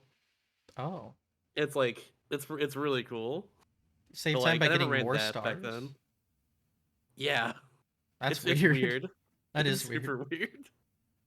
I forget exactly like what you do for that in particular, but like that was like a really broken thing back then. You just like there's like some walls you can clip into, but I just like zipping you just like slide in the right at the right angle and like you zip up the wall and go into the wall itself. Hmm. It's like right over it. It's really cool. But you're able to do that to like skip directly to Mario's portrait as soon as you can unlock that like door there, like where like Mario is and everything. Yeah, I think I've seen a task like doesn't get any stars. That is a thing. That's not a thing in real time, but in tasks you Mm-hmm. can do that. Yeah, I figured it wasn't real time when I saw it. Mm. That was like a game I ran for like quite a while. A star is like kind of the basic category, where like you just have to like very precise movement for a lot of it, and, like go around obviously. Mm-hmm. It's like a lot of the run just came down to just like don't die and like nail the tricks and stuff. But like the physics were slightly different because I remember in particular there's some stars that like were way harder on Mario 64 than 64 DS. Hmm. Because the 64 DS, when you dive in that game, you gain a little bit of heights. So for some things you can just kind of like triple jump, then dive, and then bam, you get the star. But in 64, like it's just you have to do like so much more complicated movement to get it usually. Oh yeah, In yeah. I know particular, they the, play the super TikTok different. clock. In particular, Ouch. the TikTok clock, like, see, I'm talking a lot. It's all right. The TikTok clock, like, star that's like in the wall there. Mm-hmm. You just kind of like triple jump dive to it, and that's it. Really. I know they added like a whole floor to that stage because there's no floor on Nintendo 64 version, which I guess is nice. Although ruins a bit of the It's quality challenge, of I guess. life. I guess so. Ugh, sheesh. I think it's fault my dust or something. I'm not sure what happened. um, you Excuse me. There we go. you mentioned 50 star, but you need Yeah. 80 to beat the game. So how's that work? So 50 is a lot more glitch heavy than everything else. The very start of the run, you do what's called moat skip, where you go on the very side of the castle where like there's like a little like waterfall and stuff. You jump across the like little island across from it and just like slide into the wall at a point where at the point where the water and the wall meets. If you do it correctly, the game just kind of warps you to the bottom of the moats, and you Hmm. just like go straight to the door there. And like you do that to like skip having to like go into the main lobby and stuff, and you get a lot of really fast stars down there. Like, cause Shift and Sandline, Lethal Lava Land are like really quick usually. So you Just go almost if do the you one key route, like what the task does for Mario 64, where it pretty does much, that whole yeah. thing, but obviously for much different intentions. Yeah, like you do that at the very start, and then very end of the run, like you do like an have an upwarp, I guess, Hmm. with Mario. You slide in like a certain corner in like the area where like TikTok Clock and Rainbow Ride is and stuff, and you just kind of like get just warped to the very top of the map, and use that to skip the entire endless staircase. Hmm. It's really cool. So what? Like I forget why I forget the significance of 50 stars in particular though. Yeah, that was what I was about to ask. So, I think no, it's upstairs. That's what it is. It's in log upstairs. That's what it was. oh, you still have to unlock that key door to get up there. Yeah, if I Okay. recall correctly, it was like I think you need 50 to unlock that area, and then like or just like the upstairs area, like beyond just like where like Witchfire World and stuff is. Hmm. I think it's 50 for that, then 80 for like the Bowser door there. So you unlock that door and then just skip to the very ends. Okay. I forget. I don't even know why that like run came to be in the first place. If I'm being real. Yeah, because it's like a glitched run, but any percent already has like a super fast way of doing things. I want to say it may have just like a kind of like a middle ground category, if anything, Yeah, between just 50 like could be at 8%. 16, I guess. Yeah, kind of sorta. Just a lot more. But also 8-star existed, which I think is Oh, just old well. 8%. So like I don't even know. It's still a category on the leaderboards. Well, Mario 64 likes to keep like old any percent categories prevalent, so I guess DS is doing the same thing. Yeah, it's such a Just cool run though. I think at one point I had top 10 time in like 80-star, but now my time is like not. I think it's like 20. I'm seeing right now it's 19th place. that's how it goes, right? Yeah, it's just how it is. It's such a fun run though. At one point I tried learning the like 150 star, like getting all stars in the game, but I never like finished learning that in the end. Yeah, that's got to take forever. Yeah.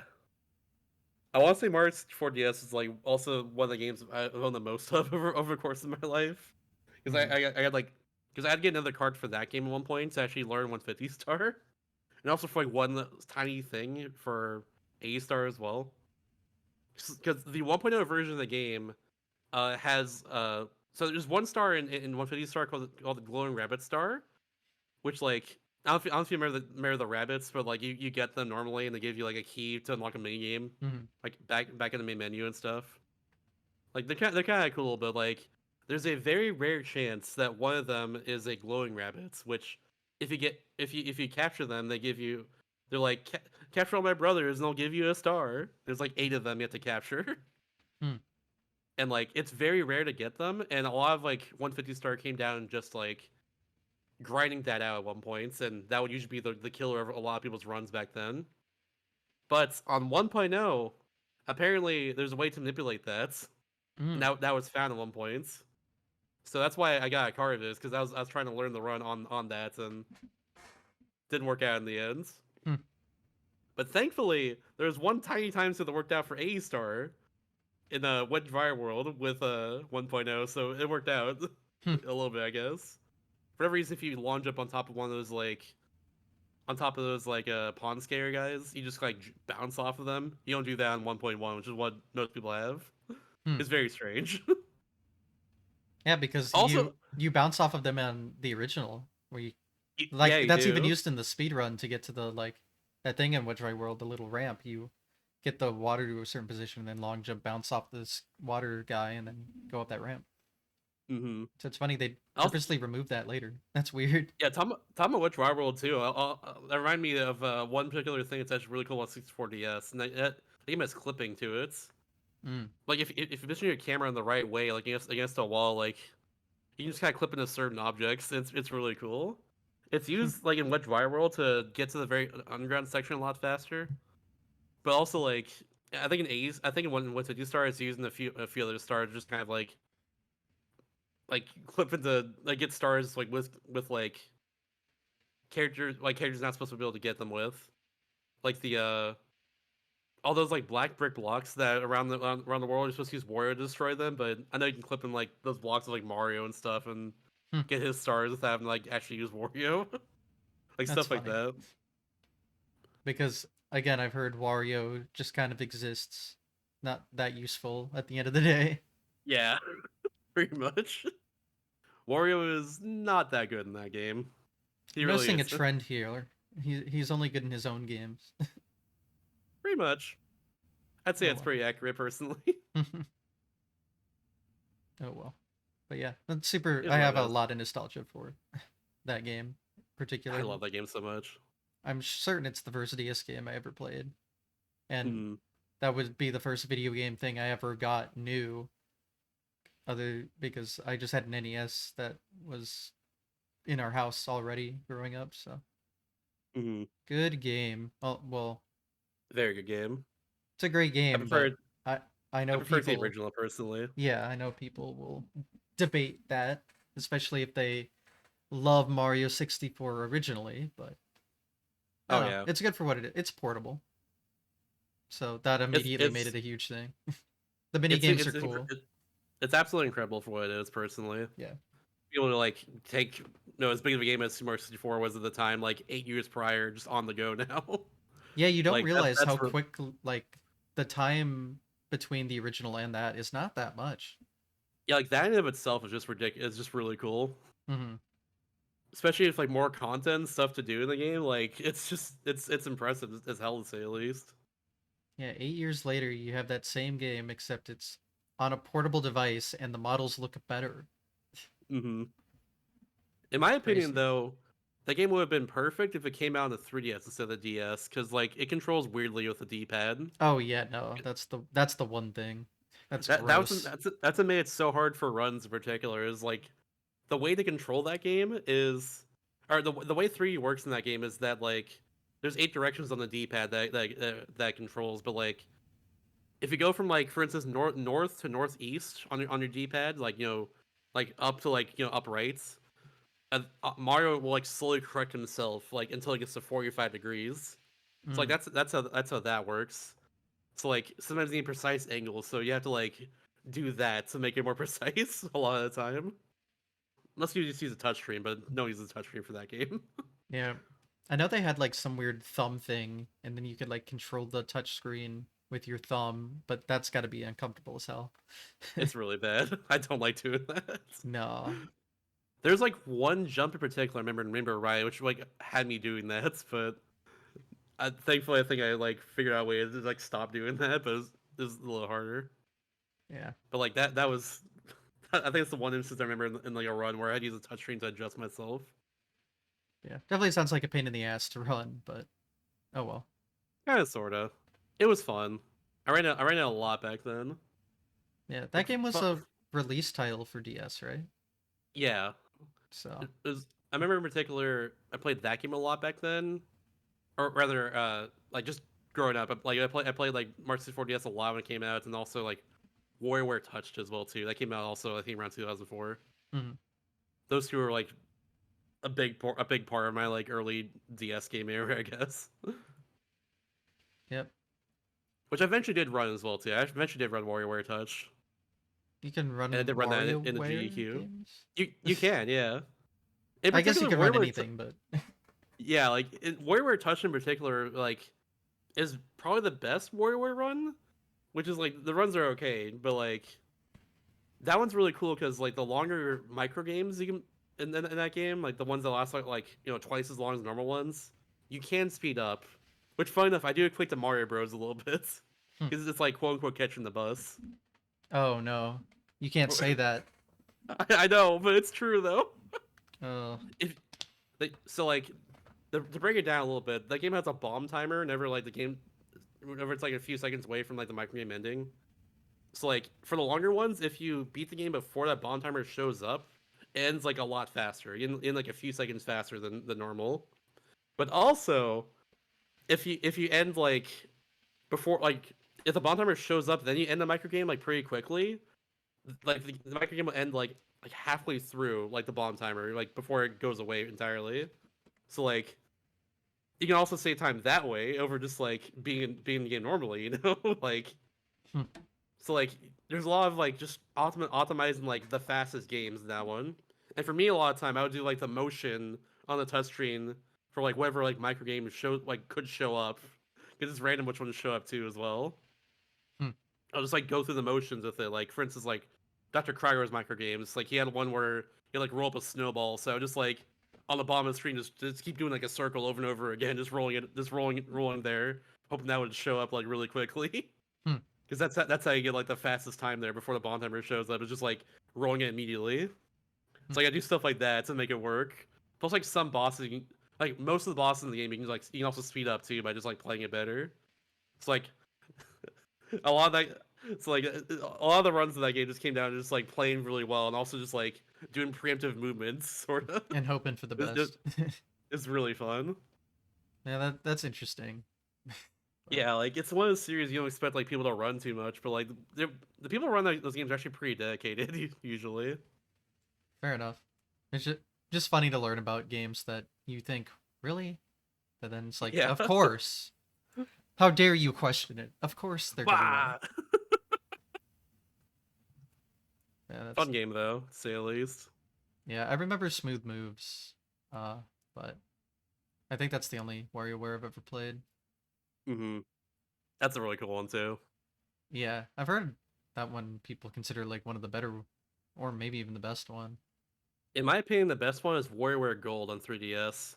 That's the other one I've Mostly, heard though, because it's like a yeah, compilation, right? Kind of. it has mechanics from like a lot of the previous WarioWare games, but also like a big thing that makes it so good over the rest of them is that it's the first WarioWare game with like voice acting in it. It's like straight Hmm. up like all these characters you heard since like 2003 and like in the first WarioWare game, and like they now just have actual voice to like their character. It's like it's so cool. And like everyone's just really funny too. Like they really gave every character like so much more personality in those games too, and Hmm. now in particular. Plus, all the side content's ridiculous. There's like Hmm. a TCG at one point. It's like if you can unlock like a TCG and like that unlocks you more stuff. It's like they did so much. What is this? Hmm. It's ridiculous. That game's really good. Wow. Yeah, when I hear like a Mario S game and voice acting, and I think of Sunshine, I get a little scared. So I wasn't sure how that would play out, I guess. Understandable. But if they did a good job, then that's good. And I guess those are more like unique characters. They're not like Mario characters. Wario's his own kind of series, so I guess it works out. Yeah, it's got a lot of different characters to him. There's a lot of different characters and they're unique to that one. Hmm. Yeah, that's how it is. Yeah, definitely sounds unique in speedrunning sense. So, Mm-hmm. Very much so. well, guess what next? Going through. There's a lot. Yeah, I'll try and rapid fire a few of these real fast. I think go ahead. I've run a lot of games. I'm sorry. I've been noticing that as we've gone on. Yeah, I'll rapid fire a few of them because like there's three here I'm seeing that I ran just because they're on the Switch and I thought it'd be fun to run when it came out. First one was Katamari Damacy Reroll, which I Ooh, ran in GQX 2019. I ran that like middle of the night. hell yeah. This is a TwitchCon. It was the very first one they did. But like that game rules. That I game freaking love rolls. Katamari. That game rolls exactly. Yeah. But it was the first time I ever played Katamari, and like because I didn't have a PS2 growing up, so like it was the first time I was able to actually play that game, and it is just one of the most charming games I've ever played in my entire life. That franchise Godlike is soundtrack too. wild. But the It's concept so is so good. cool. Yeah. Yeah. The hardest part that more than anything else, like that game is extremely execution heavy, and like your Mm. routing is extremely important too, because like you have to get like the way the routing works in that game is you have to have like a certain amount of mass to actually get certain objects. So you have to make sure like by this point in the run you are this big, like your camera is this big and all that, so you can get this thing that gives you a lot more mass, and then you like all these like trees here that can give you like so much more mass, and I can get this building, and then Mm. yeah, etc. etc. Like you very much like have to know like a lot of numbers, and I'm very much a numbers guy. I like looking at stats and stuff, so like it worked out well for me. But it's a hard one. That game is ridiculous. You have to be able to boost everywhere too, and if you don't boost it all like perfectly, you can get very screwed and stuff. Like Mm. it's wild. Yeah. But it was a fun run. That's cool. And then like I ran that originally on Switch, eventually got on PC and ran it there because it's much better on PC. Hmm. But yeah, like also Link's Awakening 2019, I ran when it came out too, and that game is wild too. That's a wild one. I didn't spend much time on that one. mostly because I think I remember getting like sick after a few weeks and just like dropping it. But in particular, there was one trick that made me really stop running that, which like it's a way to get into Dungeon 4 faster. But you do the same trick. You do the same trick for Dungeon 3.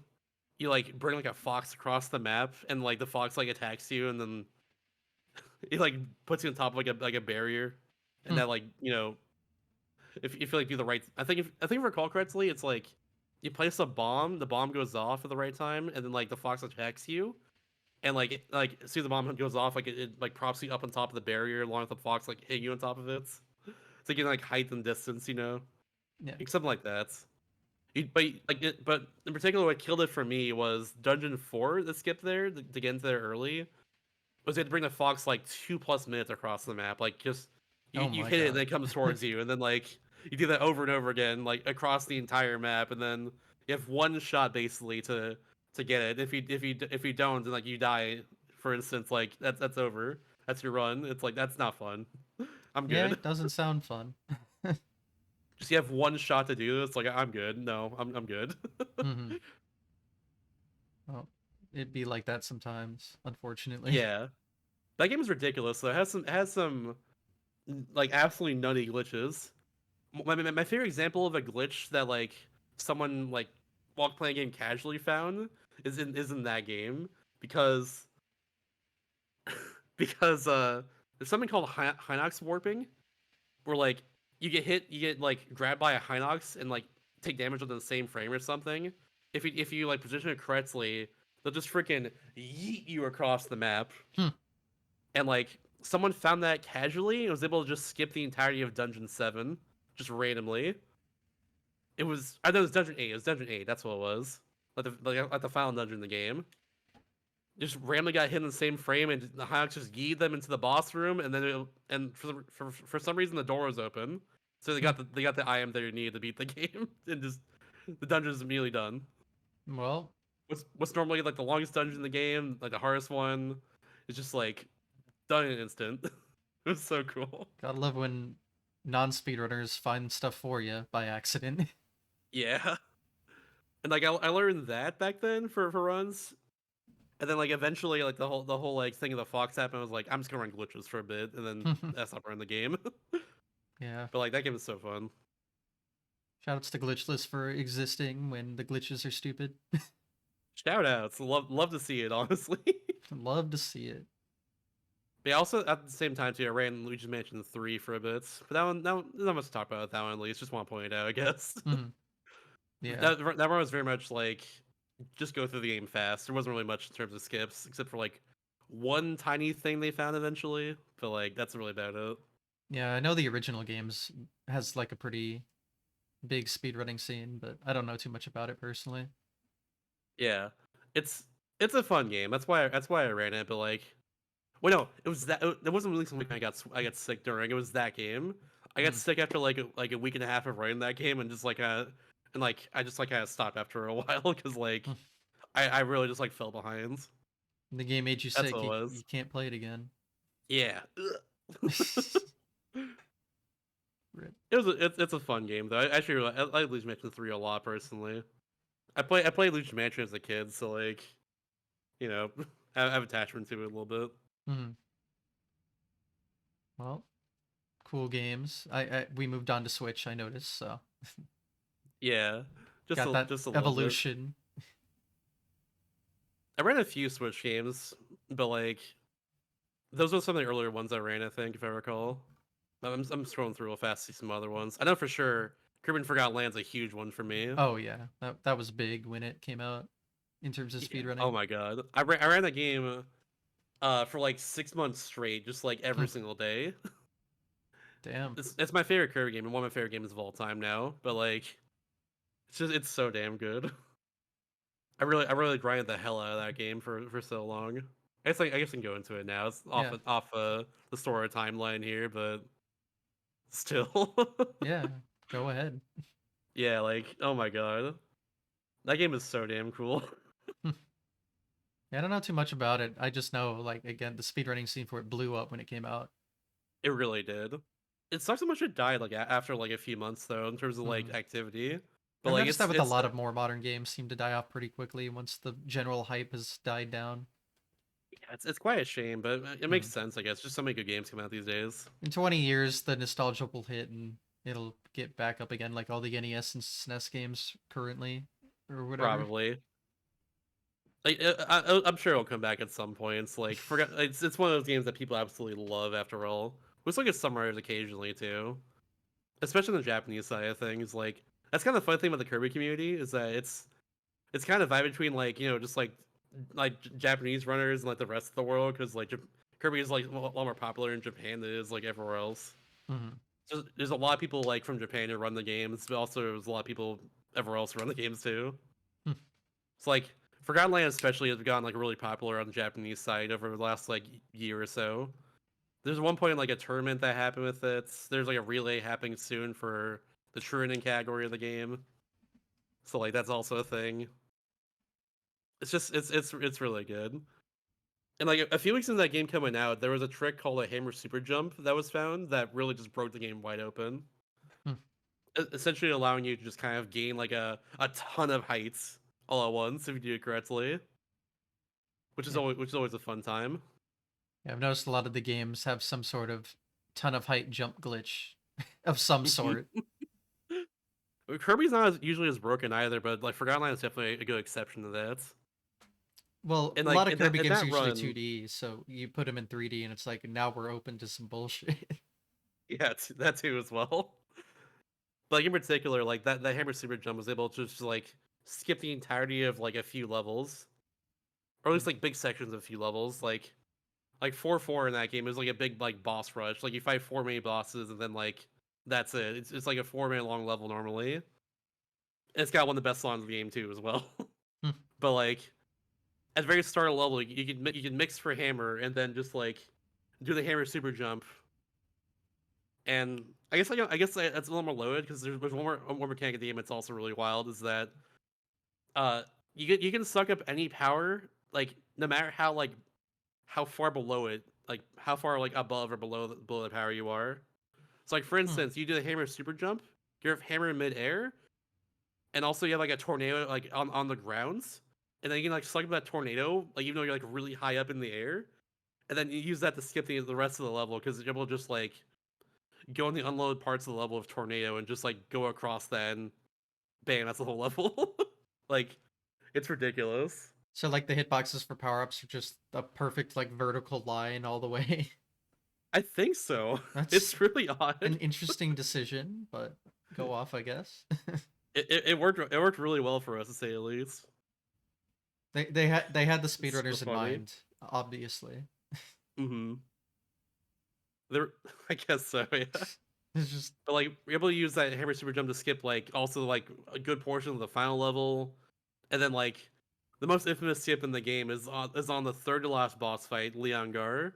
Right at the very start of the fight, you do a hammer super jump at the right time. If you do it correctly, which by the way, in the first place, there are multiple versions of the hammer super jump because like depending on when you press A, you gain like more or less heights. So you gotta do like the frame perfect like best version of it hmm. through like a very tiny hole in the ceiling of that fight.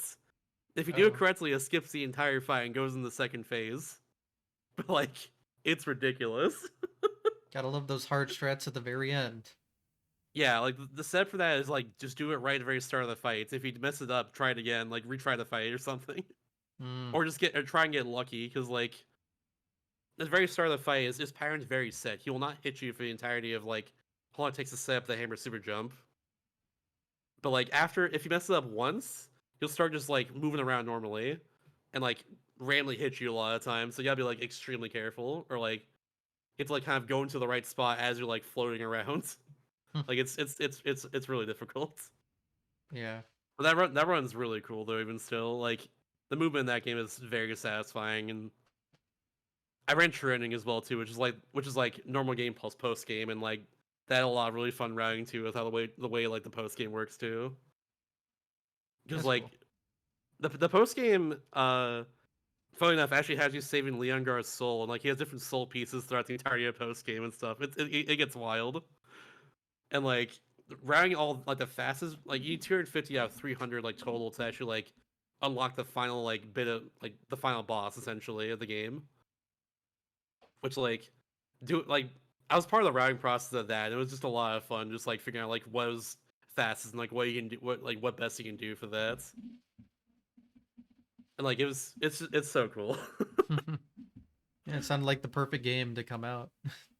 hmm There's a lot more mechanics like I'm not even like mentioning that are just like really cool about it. Like after a while, we found out that getting some of the like the buffs in the main menu, or it's like the overworld like area, like the main hub world, getting those and like taking them through the rest of the game, like until like the final like through the final few boss fights, just like was faster overall than like it took like each buff took like 10 plus seconds to buy every time, and also use as well too. But like it was and the time save of like doing all of that, getting all those, like get those buffs and stacking them save more time than like not doing that, which like we didn't think it would be the case when we first found out to be the case, but yeah, Hmm. eventually the true ending as well too, because like after you beat the game, you there's like certain codes you can put into like the hub world like shop, and they give you like more coins and like what's called rare stones, which is like unlocks like better versions of your powers and stuff. So like you use that to get like the most powerful ability in the game, which is Masked Hammer, or one of the most powerful abilities in the game. And then you like get enough coins to buy like to max out all your buffs and stuff, and go straight into post game and just completely tear through like the first like 5 worlds or so. It's such a cool run. Definitely sounds like it has a lot to it. I had like I said, I ran for like 6 months in a row or so, just like every single day, just grind the hell out of that game. I got burnt out after a while, but like it's one of my favorite games I've run for sure. And then just like recently too, because of the annual like, Kirby series relay that we do, like I ran Forgotten Land again for that, but the All Treasure Roads category, which is like the challenge levels of the game. Now that one's so much fun too. That was a really fun run to do. Yeah, there's got to be a lot of Kirby games for the relay, right? Oh yeah, it was 14 this time around, and Damn. like the first one was of course Kirby Dream Land 1. That's usually how it starts out. The final one was Kirby 64, Hmm. which like I've also run too. Speaking of which, but like I never had like a really good time in that game. But like I like a solid competitive one more than anything else, I guess. Yeah. Yeah. But like You that game don't is a lot of fun. realize as a casual onlooker that wait, there's a lot of Kirby games. There's a lot of Kirby Like games. one comes out every year almost. Like in my opinion, I think there's a Kirby game for everybody at this point. Just given the amount of like Kirby games there are in general, just like if you want a Kirby sports game, play Kirby Dream Course. It's golf. If you want a Kirby puzzle game, there's Kirby's Avalanche. It's Puyo Puyo or Star Stacker as well too. There's Kirby's Pinball Land, but also in Mass Tech there's a game called Brawl Ball that you unlock pretty early on. That's just pinball, but it has a story mode to it. There's 2D platformers, there's 3D platformers. Like I think it's just a Kirby game for everybody at this point. There's a Even battle like royale. there's Kirby Battle Royale. That is also true. There's what's the like Kirby racing Mass Tech is game? like basically Kirby Pikmin. Oh, yeah. So like yeah. True, they truly got it all. There's like boss rush games of Super Kirby Clash as well too. Like there's so much. Kirby Crazy. good. Kirby That's good. all I know. Kirby very Fair good. fair enough. I haven't talked about a lot of Kirby games yet because like a lot of them have run. I've run a lot of them, and like a lot of them have run like last few years, especially just grinding out. Especially because I'm just going like up the list on Speedrunner.com here. So yeah. That's fair. Well, you can talk about them if there's something interesting. uh, well, I guess let's talk about the relay. Hmm. And like I've been like doing the relays for a bit, and the first relay I like the very first relay was over COVID. I think it was 2020, and I learned a run called DD Tour for that, which is in Kirby Triple X, which I first initially routed back in 2014, back when it came out. But Detour I ran like for the relay, and that being a run I got really attached to for a while. Because like you go, it's just going, it's going through the game normally, but like as King Dedede instead. So you skip a lot of sections that only Kirby can do, and like you basically just have like a broken hammer Kirby for like the entirety of the run. To kind of just like spin around a lot, and a lot of the fights in that game, or a lot of the runs of that game come down to just like really really good boss fights, and that's what I grinded out a lot back then, especially. So like that was like the first game I ran for Relay, and another one I ran was Kirby Canvas Curse, which I don't recommend Is that the personally. stylist one? It's the one where Kirby's a ball, and if you have to like draw his path everywhere. It's a Yeah. really it's a genuinely really cool run, but it also destroys your hands. Mm, It is a hand destroyer. It's very overwhelming, but it's also really cool. Honestly, like it's really cool to see someone do it really quickly, and like it's very satisfying. But that game is a hand destroyer, though. I ran for the relay and then didn't touch it since then. fair enough. That was the one like over COVID, like 2021, I think, if I recall. I ran for that and it was like I'm good. Gotta keep the hands. Don't want them falling off. It's very important. Yeah. I think after that was I think 2022 that relay I ran Forgotten Lands. 2023 I forget what I did for that. It might have been Star Allies. Might have been that. I think it was. No, yeah, it was. It was. Yeah. So Kirby Star Allies, which is the first like Kirby game came to Switch. I didn't like the story mode of that game, so I didn't play it. So like I beat the story mode, and like when it first came out, I was like, I'm good. I'm not gonna play this game again. And then I saw my friend Lori Bikins. She ran a category called guest stars with the three Mage sisters, and had the most ridiculous movement I've ever seen in my entire life. Hmm. Like, okay, so the three Mage sisters are a character. It's three characters in one, of course. One of them, their whole point is just like breaking ice blocks. That's all she does. One of them mostly uses damage to boss fights with like her ice attacks and stuff. And the other one has some ridiculous movement that's supposed to be like an air dodge, but like if you press and hold R in like a direction, she'll zip in that direction 3 times in a row. And whenever, and you can change direction as well too, like whenever you want. So like there's you just like zip zip zip zip zip zip zip zip zip everywhere, like on every single screen for the most part. It's really fast and really cool. And then on top of that, if that wasn't ridiculous enough, her downer attack, like if you do on top of any bosses, will do a damage multiplier to your attacks if the boss gets hit by it. So like coupled with her broken like up B attack, which like has like a ton of hitboxes on it because that is it just like shoots down lightning and stuff. Coupled with that, it just shreds boss health. So like that run has both ridiculous movement that's also really precise and hard, and also just like really cool unique boss fight strats. And this is like I have to learn this. I have to learn this run. It's so cool, and Well, therefore I did. fair enough. And that's how you've run every Kirby game ever. No, Every single one. almost. Have you missed any? I'm sure you had to have. There's a few more. I've run. Oh, the big one is Superstar Ultra. Kirby Superstar Ultra for sure. Mm. That's the big one for me. That's the game I've run like just so damn much. Hmm.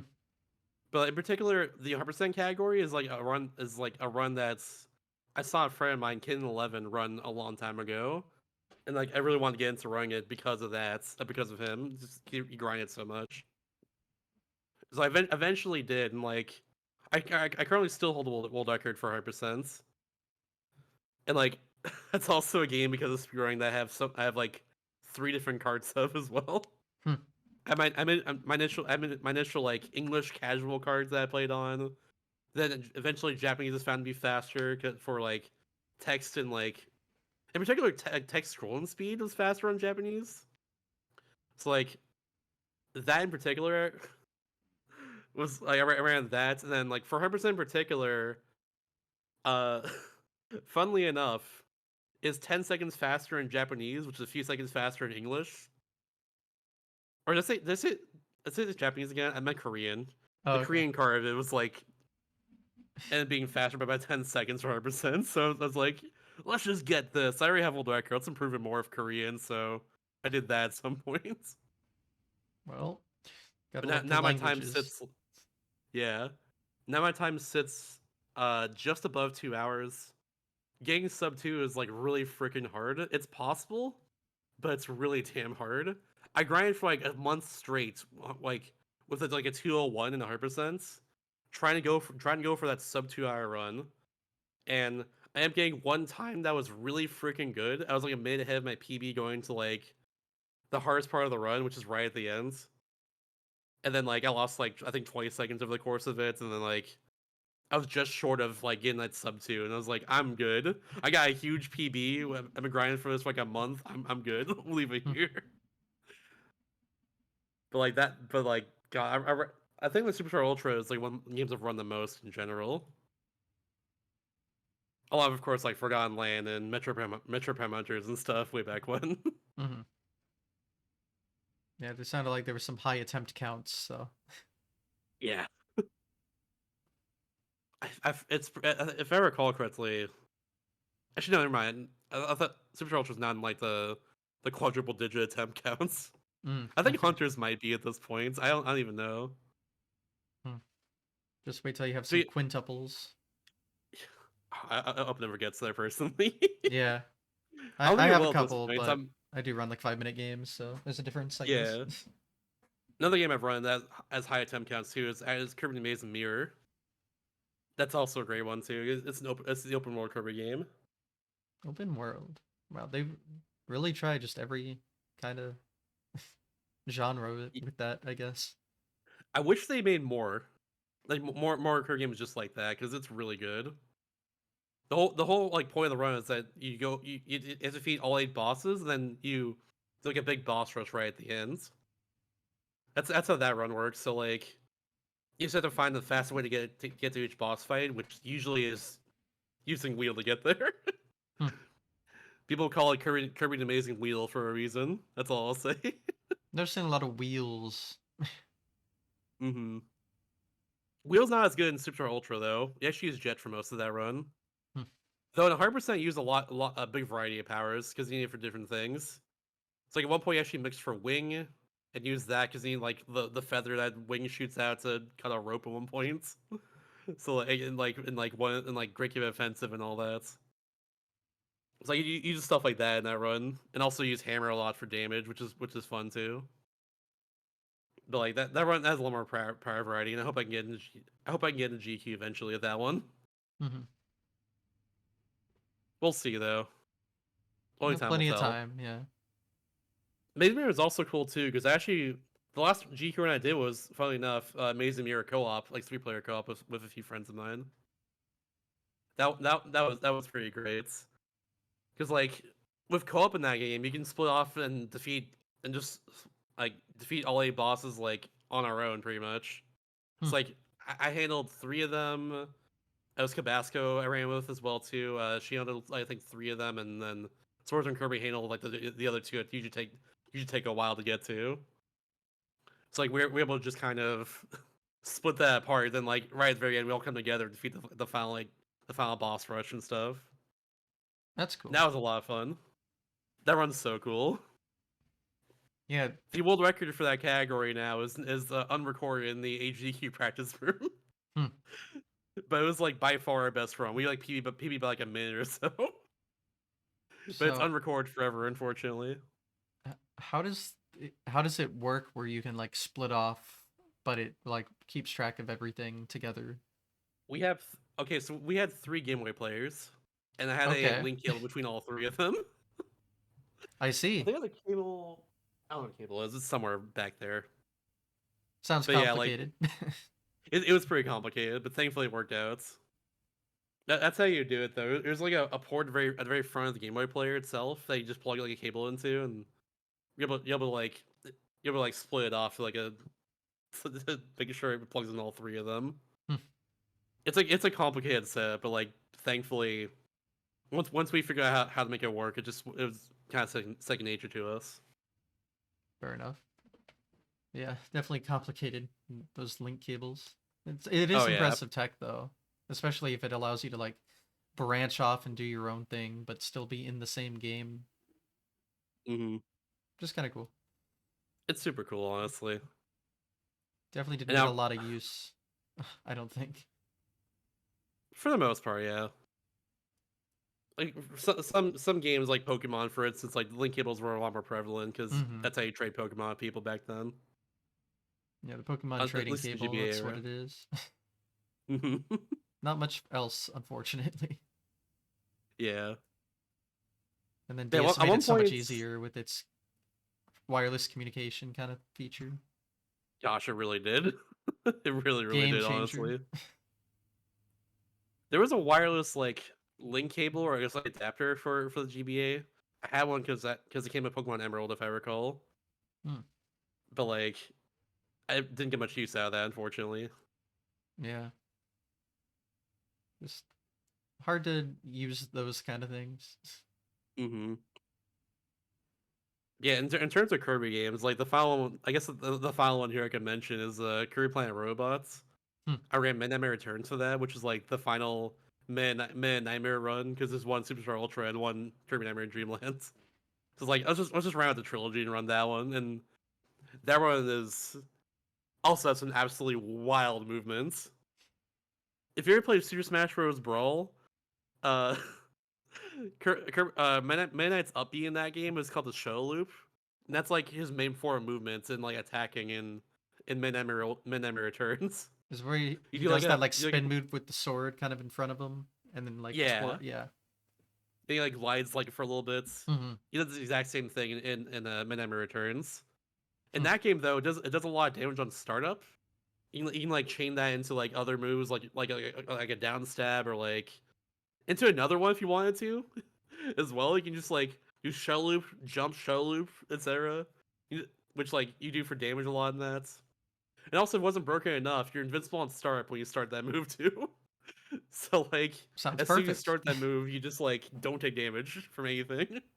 Hmm. It's just wild. Like it's so broken in that game as well.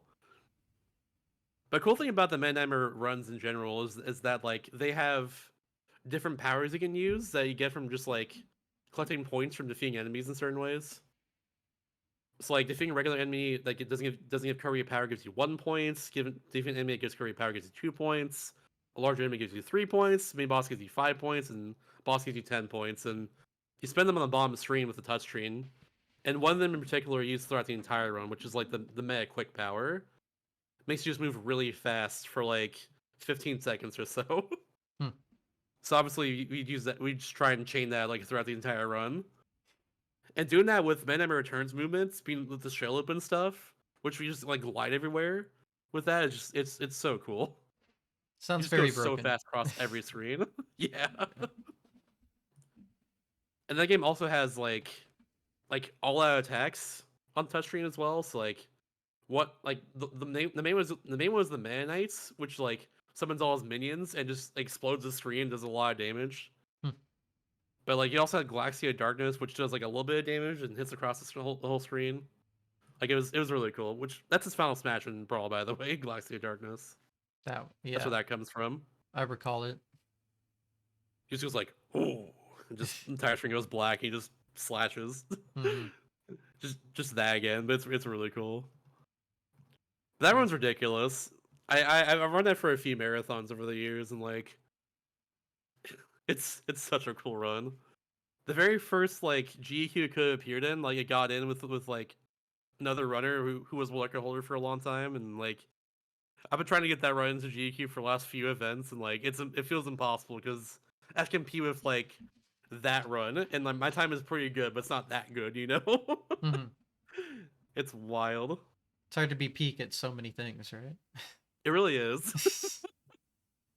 I love speedrunning, but like, damn, Oh sometimes yeah. some people are just really good. Some people have the time. That time is hard Hmm. to come by sometimes. It really is. Oh yeah, yeah. Let's Yes. talk about a little bit of Metroid. Yeah. I'm kind of like jumping around the timeline now at this point because I've talked about a lot of Kirby now. Yeah, But that's fine. yeah, I ain't stopping you. at SGQ 2018, I ran Metroid Samus Returns, and like that was probably, I think it's one of the runs that people remember me the most for because I spent 10 minutes on one out of bounds trick, just trying to get Oh, it over and over again. Yeah. perfect. So that game has a lot of out of bounds in it, but it's all really precise out of bounds. So like there's a power up called the Spire Ball, which allows you to like cling onto walls and just like in your morph ball form. So you just kind of like move around walls just normally, I guess. Oh, so replaces wall jump. You can just go up. Yeah, pretty much. Yeah. But like what you do is you spiral onto like one of the pedestals for like saving or like going to like going between areas and stuff, like the elevators and all that. There's like a pedestal there that juts out from the ground a bit. And if you move in like just the right way, you're able to, like with spiral out, you're able to clip underneath the pedestal and go out of bounds that way, which is the basis for a lot of out of bounds in that game in general. That being said, that game has a ridiculous amount of out of bounds, but I'll get into that. I'll get into that in a second. But that's like the main form of going out of bounds. In my SGEQ run, I did that out of bounds a lot, but usually it wouldn't take me too long. But at one point towards the end of the run, it was right at the beginning of Area 7, I remember. You go out of bounds to like defeat a certain like Metroid like out of order. Because you have to defeat like three Omega Metroids to actually like advance to the next area. That's how that works. And like you the routes worked out that like the one you usually do at the very end, you do at the beginning because it's faster to get there out of bounds and stuff. But I don't know why this is the case, but it took me 10 minutes, about 10 minutes, to actually get that out of bounds clip to do that because the out of bounds is just so damn precise in that game. Hmm. It's weird because like you have to like you the clip on the left side of the pedestal, you go like a diagonal down left angle, and they have to like sweep over to like just going right, and that clips you out of bounds with a circle pad too, like on the 3DS. Oh, yeah. Okay. It's very odd and precise, but that's how you would do that. I did it many times throughout the entire run, but I don't know why that one in particular messed me up for so long. But like, Did you go over estimate because yeah, of it? I did not Oh, because so funnily W enough, still. yeah, because funnily enough, I never asked to change my estimates from like how it was before because a way to skip the entirety of the area after that was found, which Oh, saves like 10 plus minutes. so it Like it all was found like balances out. before the events. It really did in the end. It really did. Which is also ridiculous too. Area 8 skip is just like it shouldn't be a thing that exists because it skips like the final area of the game before you defeat like Ridley, the final boss. You skip the Queen Metroid fight, which is like that's the final boss in Metroid 2. It's like why why can you do this? But you can just kind of go out of bounds and just like space jump your way to the very end of the area. It's like a very long out of bounds, and like for a lot of you actually can't see yourself at all, but like it's really cool. Yeah. But that was found like I think like a few weeks before the events, just someone found a way to make that consistent and just able to do that. It's like, yeah, it That's always fun though because was you get really to show cool. off a brand new thing on the big stage.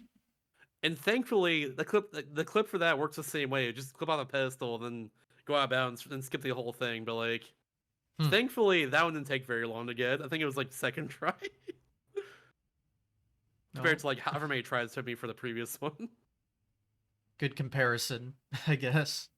Yeah, but yeah, that run's ridiculous because like there are I think if I recall correctly, there are like 7 unique ways of going out of bounds in Metro Samus Returns. Like Wow. unique methods of doing so. Like it's a broken video game, and like so like the way you do it, you do the pedestal clip is what it's called. You pedestal clip out of bounds. You can do that on like save stations or like elevators and stuff. You can also freeze enemies and like have them push you out of bounds as well, just used like a few times in the run. What's some other ways? There are a few other ways too. Oh, phase. There's a power called phase drift where like if you go into it like slows down time and stuff. If you use phase drift and then climb a ledge, and then in the middle of your climb animation, get out of phase drift. You just clip out of bounds for some reason. Hmm. Phase drift clipping. It was found completely randomly while like Curry Master was doing a run back then. That's what it was. That was a very funny one too. Like there's a few other methods as well that are more niche, but like those are like three of the main ways to go out of bounds, and like it's such a fun run because of it. Couple of because couple of the fact that like there's so much combat in the run because you have to feel the Metroids to beat the game, pretty much. Like you just like it's so cool. It's just such a fun run. Eventually routed 100%. Like I did my routing for it with like all like routing all the new out of bound, all out of bound stuff and all that.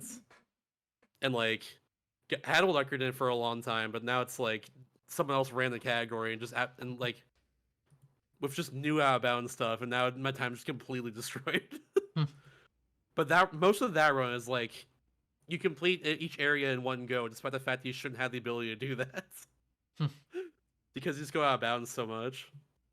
Like area 6, you get the ability to what was it? You get some ability there you didn't have before, and it just allows you to straight up like clip past certain blocks that you wouldn't be able to break until after area 8, for instance.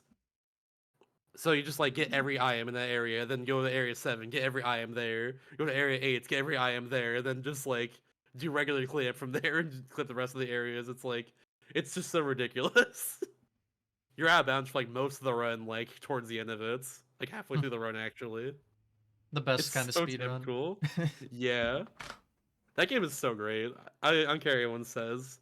Metroid Dread like blows out of the water, but Samus Returns is still like phenomenal game, like one of the best 3DS games in my opinion.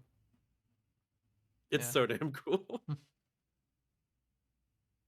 I actually did run Metroid Dread at one point, but like not for very long because I really like. I remember in particular, I tried to make sure I got a job at the time, so I can like try and move out and stuff. And Hmm. I ran Metroid Dread a bit when it came out, and then like dropped it because I was like, I need a job now, and I got one eventually. So yeah, Rip Metroid Dread, sacrificed for the greater good. it was worth it. I still love that game. It's one of the best Metroid games easily for sure. It's good that So they good. did a good job after all those years of nothing. Hmm. I think there's a few more games I can probably mention because like I've been going for a while. Yeah, it's all right. It's what we're here for. Yeah, exactly. But Klonoa Fantasy Reverie series is a remake of Klonoa for PS1 and Klonoa 2 for PS2. It came out like in 2022 or so. It's a game I played casually just for fun because like oh, I need water. It's a game I picked up because I remember watching the first Klonoa game a long time ago. I watched some of the speedrun that, and it seemed like extremely charming and cool. And yeah, it is. It's really good. Hmm. It's now one of my favorite games in general. Like it's very emotional game in terms of the story. Goes over some really good themes in general, and also the platforming is just really fun. The mechanics in general are in general, but like in particular, I picked up the run because there's one mechanic of the remake called the support mode jump that just gives you a giant boost in the air. It's supposed to, for whatever reason, it's like it's like supposed to be a two-player feature. Hold on.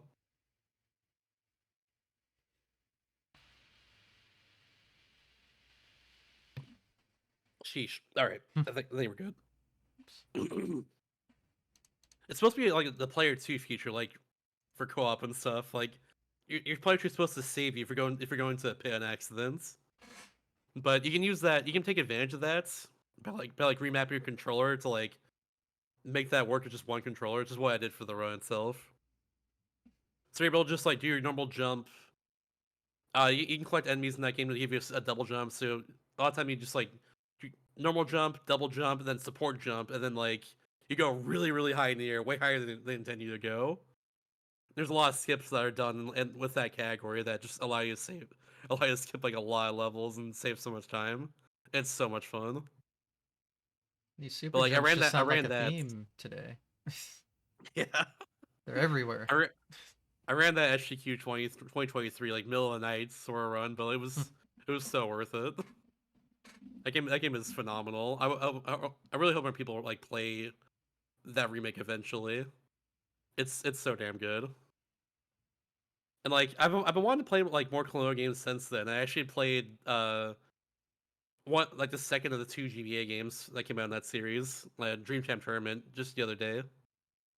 That game is more of a puzzle platformer than the original one is, but like it's really fun too.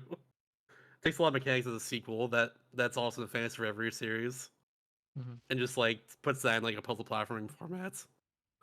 Yeah. Oh my goodness, Hmm. So this is a franchise I really know nothing about. I've seen the understandable. character. That's about it. It was never like super popular, but it'll forever be one of those franchises that's extremely underrated in my opinion, Hmm. and like for good reason. It never sold super well, but it's so damn good. Yeah.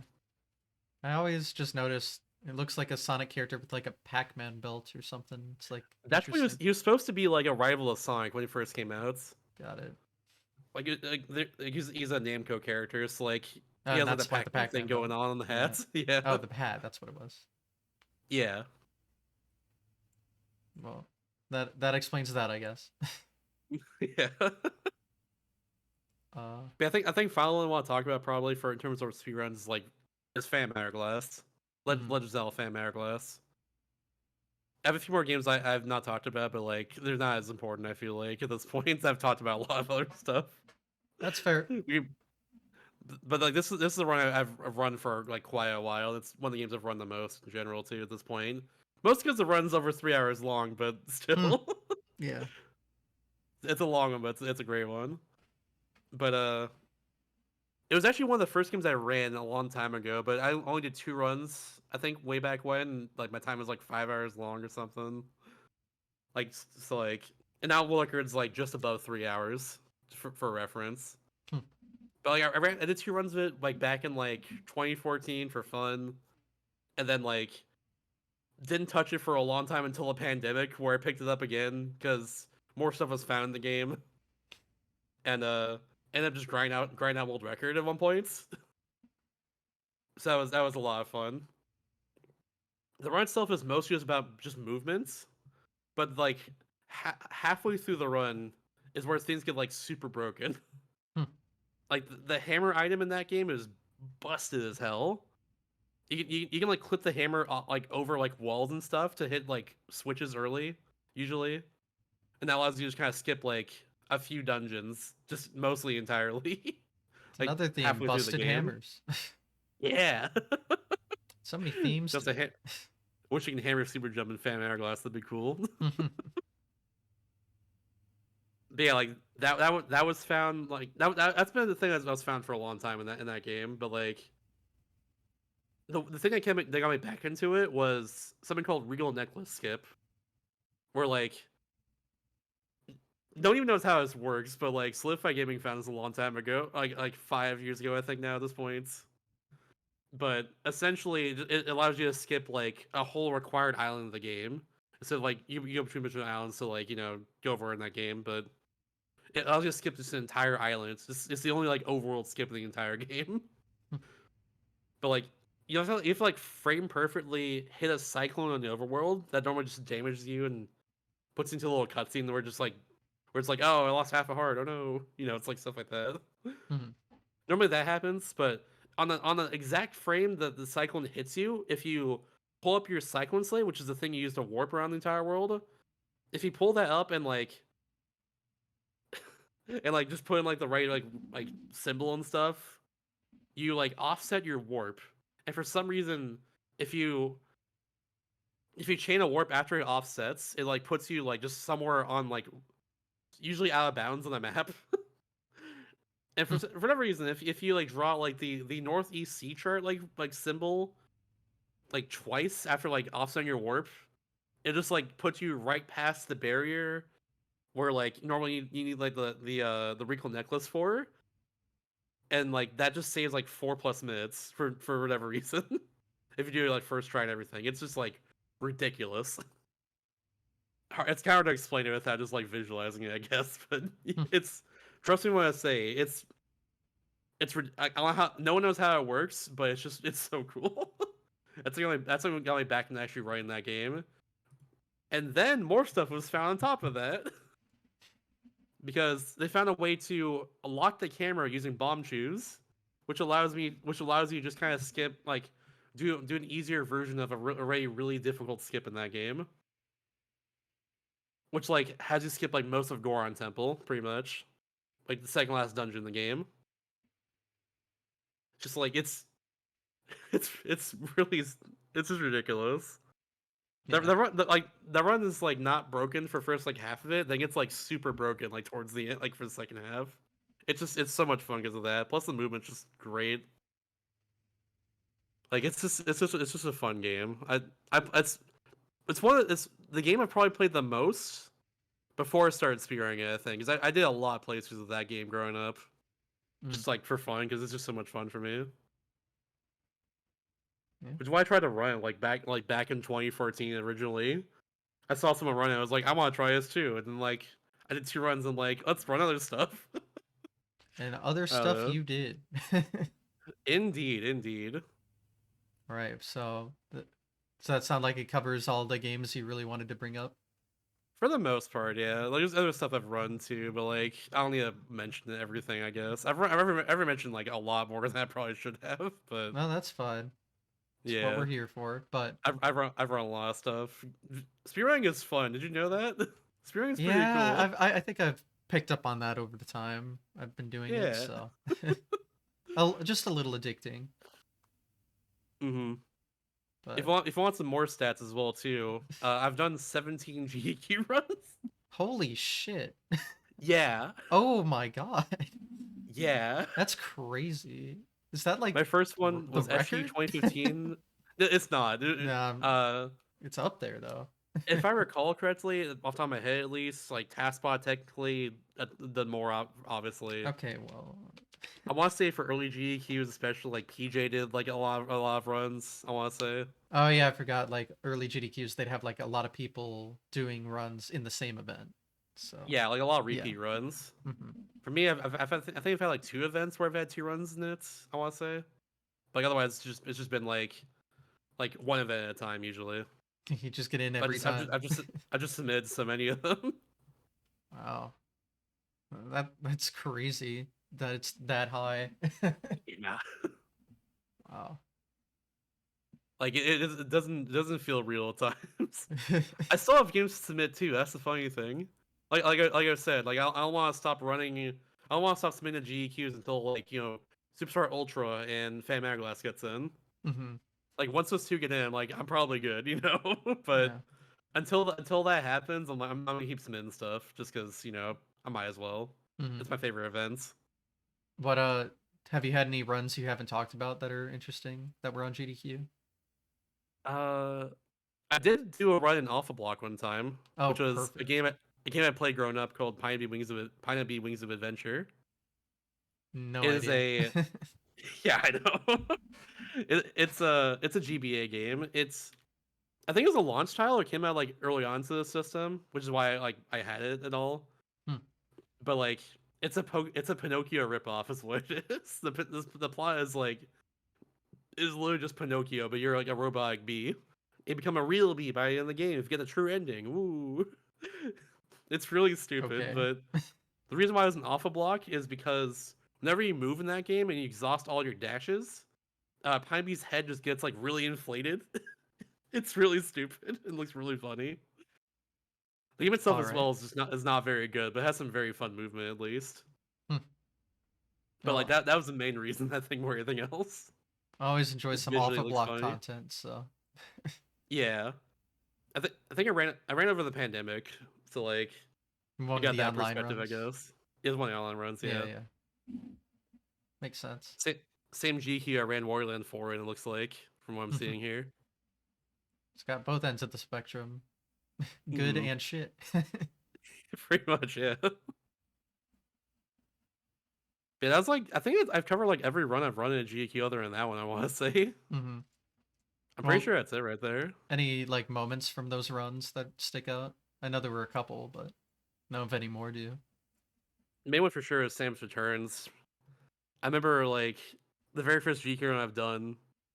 I said like there we go a lot, so a lot of people just like repeated that for a long time in both my stream and just like on Mm. Twitter. I think after the events, it was very funny.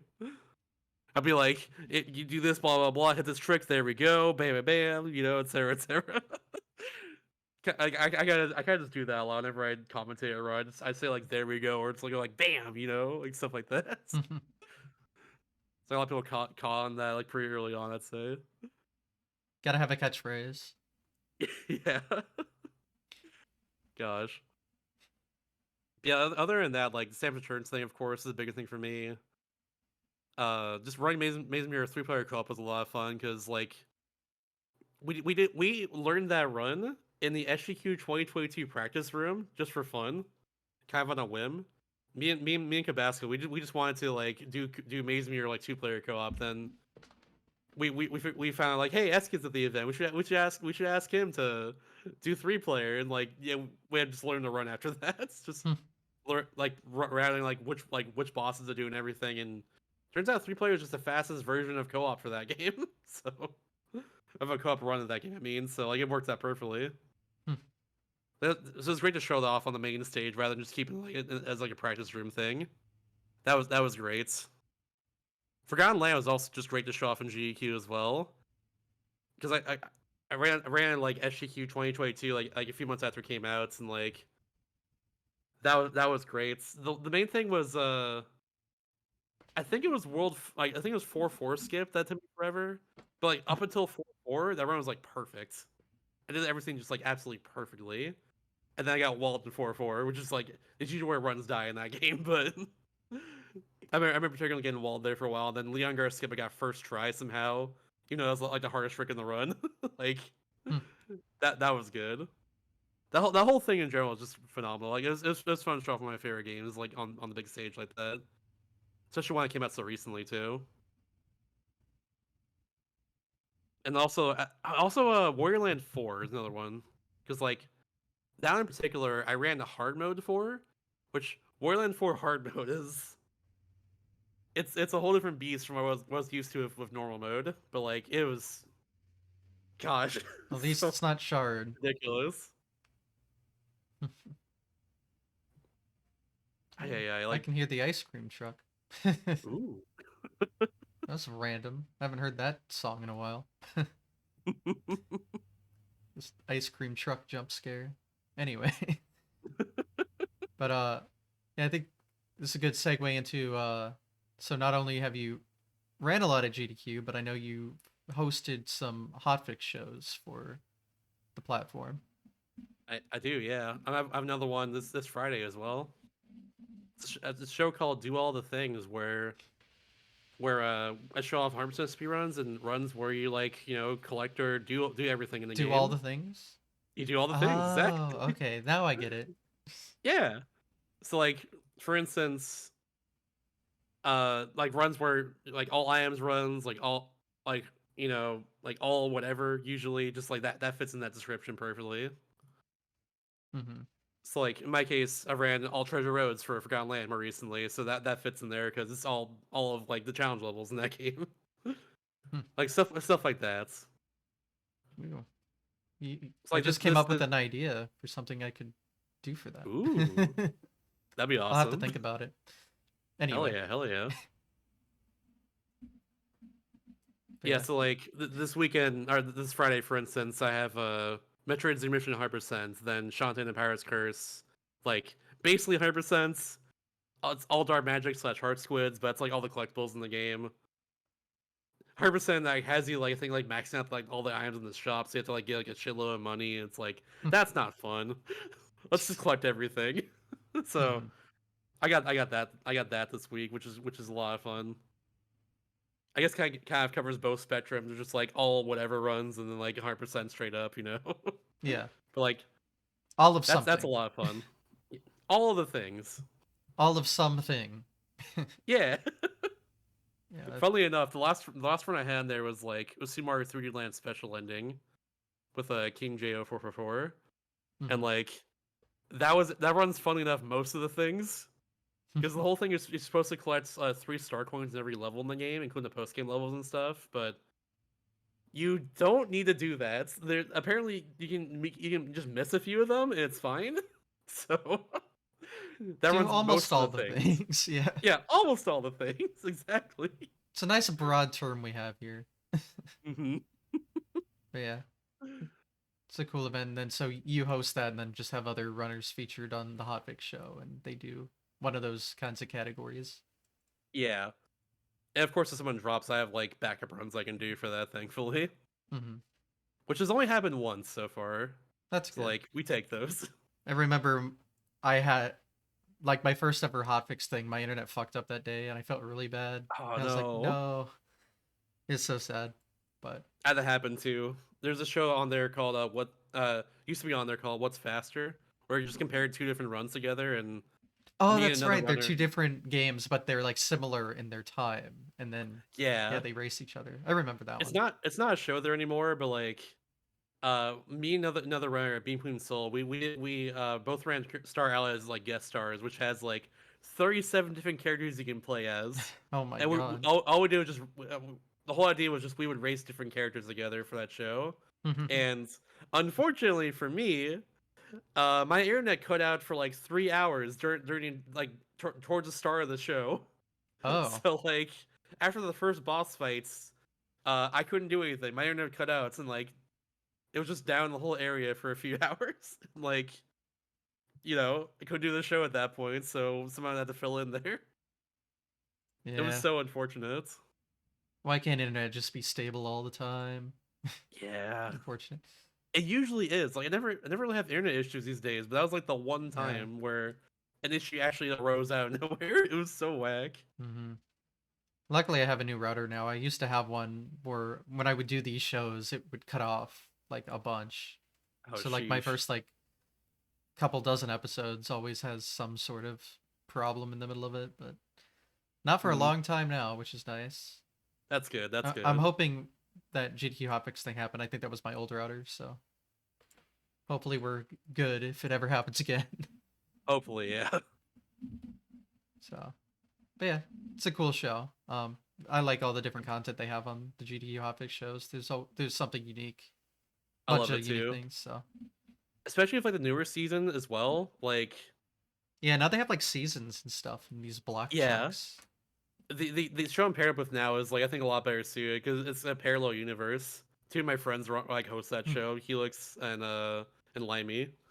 They're both great, and like I think our energy works perfectly well with each other, like going between both shows. So it's great. I'll leave Now it's all this. about Helix like is my next community. episode of this. Ooh, let's go. Hell So there you yeah. go.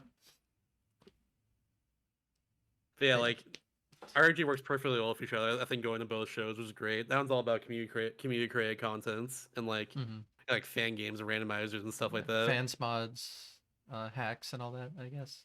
Hmm. That's also a fun show too. Yeah, it's cool. Yeah, that there's a ton of unique shows they have, which is nice. Hmm. Always something to look at. I'm happy like it's like fully back now in general. Yeah, I know it went off for a little bit there, Hmm. but I got just many thoughts about that, but nothing I can talk about publicly. That's all I'll say. yeah, I won't have you get into anything, but Yeah, yeah, yeah. But but I'm just glad everything's back to say at least, because like it's a lot of fun doing this. I had so many ideas for my show, especially. mhm. I got more in the future that I'm really excited to execute. Well, it's good that it's all working out then. So Hmm. Thankfully. yep. Um, well, I feel like we haven't talked about this at all, and we'll have to because it's kind of a big project. I'm sure you know what I'm getting at. Yeah. So, what do you call it? DS destruction, right? Destruction, yeah. And It's my quest to beat every single Nintendo DS game ever made. And which I'm is a currently lot. it's a lot. There's about 1,700 of them released in North America alone, which is Oh a my lot, god. obviously. I'm currently 10% of the way through the library right now, Wow. which is awesome. Shout out to Mhm. that. And I actually am planning on going back to it on Wednesday. My 3DS capture card has It's been in repairs for a while. It's still in repairs, but it's almost done, thankfully. Hmm. It had like a sound issue that like was really bad. Like it had a really loud crackle that would happen occasionally that I couldn't Hmm. really fix. And thankfully, the manufacturer of my 3DS capture card like knew the issue like directly. Like they knew it immediately, like what the problem was. And yeah, That's but good. they're in the United Kingdom, so it's like it's gonna take a while for it to come back and forth. Hmm. So yeah. But that being said, though, I'm planning on playing Pokemon Ranger Shadows of Almia on Wednesday because I have that on Wii U Virtual Console. So yeah, There you it go. worked out in the end. So, are you just doing North American games or literally all? For the most parts, there are a few bonus games that that are out of region that I want to check out. Hmm. Stuff with like fan translations, like in English and stuff, and some other things that aren't translated but are probably okay to play anyways. But Just mostly like just NA. yeah, most just North America. Okay. I mean that's plenty, so I think It's it's so much. okay. Yeah. It's one of the I'll be doing it larger. for a while. Like I'll be doing it for a while, but like I'm excited about it because it's my favorite system. I've already found just a lot of games that are just like all timers for me now for sure. Hmm. Like there are three games I've rated 10 out of 10, like a perfect 10 out of 10, and like they're games I'm definitely gonna be like talking about for a long time. In Yeah. particular, Picross 3D is probably the favorite game I've played for DS Destruction. It is like the best puzzle game I've ever played for sure, Hmm. but also like just one of the best games I've ever played in general, design wise. I've got It's some hard to good describe just news. how good It's hard to describe just how good that game is, but holy shit. That's a game that the more you play, the more the game teaches you just through playing the game, just like how to solve things is better. I don't know. I don't know how to describe it, but like Hmm. it's just the game is just so incredibly well designed. And the game is like I think $15 like or like $10 for like a cart of it these days. Like it's pretty relatively cheap compared to like other DS games, especially. And like it took me 75 hours to actually go through the whole game without like doing any of the bonus puzzles or anything. Hmm. Just 75 hours straight up. Like that's a lot. That's Yeah. a lot of content for a DS game, especially. Hmm. Well, Like just for how cheap you can get it too. Like it's so good.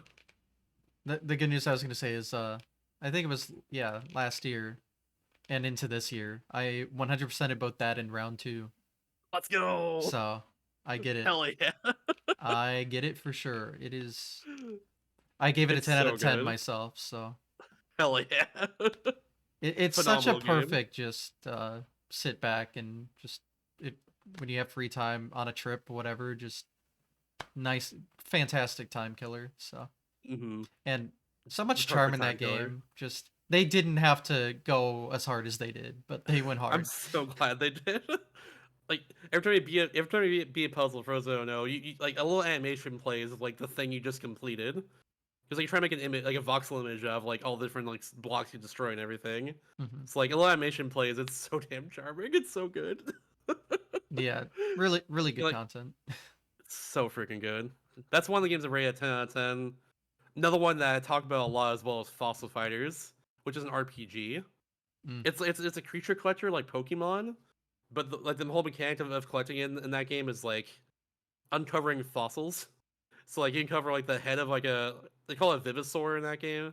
You can cover their head, gives you the dinosaur, and like you can upgrade them more by uncovering their like arms, their legs, and their like torso and stuff. Gives you like better overall stats if you do that. And also there's a whole clean mechanic as well too, where like if you clean the fossil better, you get better stats of them. It's really cool, and the music for that's like phenomenal. Mm. On top of that too, even beyond just the cool mechanics of actually collecting the creatures and like making them better and stuff. On top of that, the story itself and the characters themselves is just like extremely charming and like actually like kind of emotional at times, but also just incredibly silly at times. Like it's so good. It's one of those games that knows it's a video game and uses that to its full advantage. It's one of the most charming games I've ever played in my entire life. And it made me cry. Let's go. The best kind of game. It really is. Gosh. It's so damn good. It knows when to reel it back, but it also knows when to go just absolutely ham. It's incredible. So It's one how of those games I recommend like everyone play. Like it's phenomenal. I'll have to look it up at least. How Hell yeah. so how many games have you finished? Just over 170 before my Jeez. 3S capture card like had Yeah, issues. that's crazy. Do you know when you're like projected to kind of finish? It's got to be a My while, right? my hope was 2030, but I have no idea. Whew. There's a lot of yeah, I have no idea. Yeah. There's a lot of DS games that don't have any sort of like estimate on like how long it's going to take to beat them. I Mhm. use howlongtobeat.com a lot for like just having an idea of like how long games gonna take, of course. But Mhm. there's also a lot of games where it's like there's no data on there, and there's also no let's play on YouTube. There's like maybe like a YouTube short or like a quick video of just that game, and like that's it. Like there's no way to know how long game's gonna take, and like that's usually how the way I would tell. It's like it could some games I don't know could take like a few minutes. They could take like a couple hours or so, or it could be like a few days of playing, and I would know that ahead of time. Hmm. Damn. Like there's a few series on DS where they just like shit out like a ton of games. For instance, Ubisoft is my worst enemy when it comes to DS destruction. They're the villain, the final boss of the project Ubisoft is because always the villain, is what I've noticed. true, honestly true. They Yeah. made that they made and published the most DS games of every single like publisher and developer out there. Like there are two series in particular they made: the Imagine series and the Pet series. The Oh Imagine no. series is a series of games that was made to teach girls about like different jobs and stuff, like young girls and all that. So and there are 36 of them. Holy shit. Yeah. Oh my god. I've played two of them so far. The first one is actually like kind of funny because it's Imagine Sweet 16. It's all about just like throwing a bunch of parties. And like the story got ridiculous to the point where you throw like a party every weekend in high school. And like and everyone's just like, I'm so tired of partying, stop it, please. But they still go to the parties, and it's actually really funny. Sure. But like that's like the outlier. Like that game was funny, but it's also like the gameplay of there, of course. But yeah, it got ridiculous. Mhm. There's also the other end of the spectrum where it's like I play a game that's just an abomination that should not exist, and yet it does. It's a game about taking care of a baby, and then you also make it enter fashion shows, which fuck toddlers and tiaras. That's all I'm gonna say for making that game exist. But also that just in general, just screw that. It's so bad. Yeah, that makes me grossed out a little bit. Yeah, it's terrible. I had to Oh, play through it. That's the worst part. why does that exist on the I okay. don't know. Anyway, It's yeah. We can moving move on right from that one. along. But yeah, 36 Imagine games. They also made the Pet series, which there are 32 of. Just It's just a bunch of calm games about down, guys, yeah. please. It's just a bunch of games about taking care of pets. The one I've played so far is a game about taking care of a monkey, which is kind of funny. But like the issue with those games is that they expect you to play it over time. Mhm. So like you like put you like play it for a bit, put it down, come back the next day, new content, etc. etc. I didn't know that for the first one, so I played. So I tried to find as much as I could do at the very start of it, and I capped out on content for like half an hour. I ran out of things to do after like 25 minutes or something. So like that's pretty much the experience for a lot of those pets games. It feels like unless I decide to like play them all over the course of the week or something. Yeah. Yeah, But there's 32 of those. there's got to be a lot of games that require because some games use the internal clock, right? So they can kind of track Mhm. your that's got to be hard to keep track of all of those that keep track of that. It's like, oh, we're going to be here a while.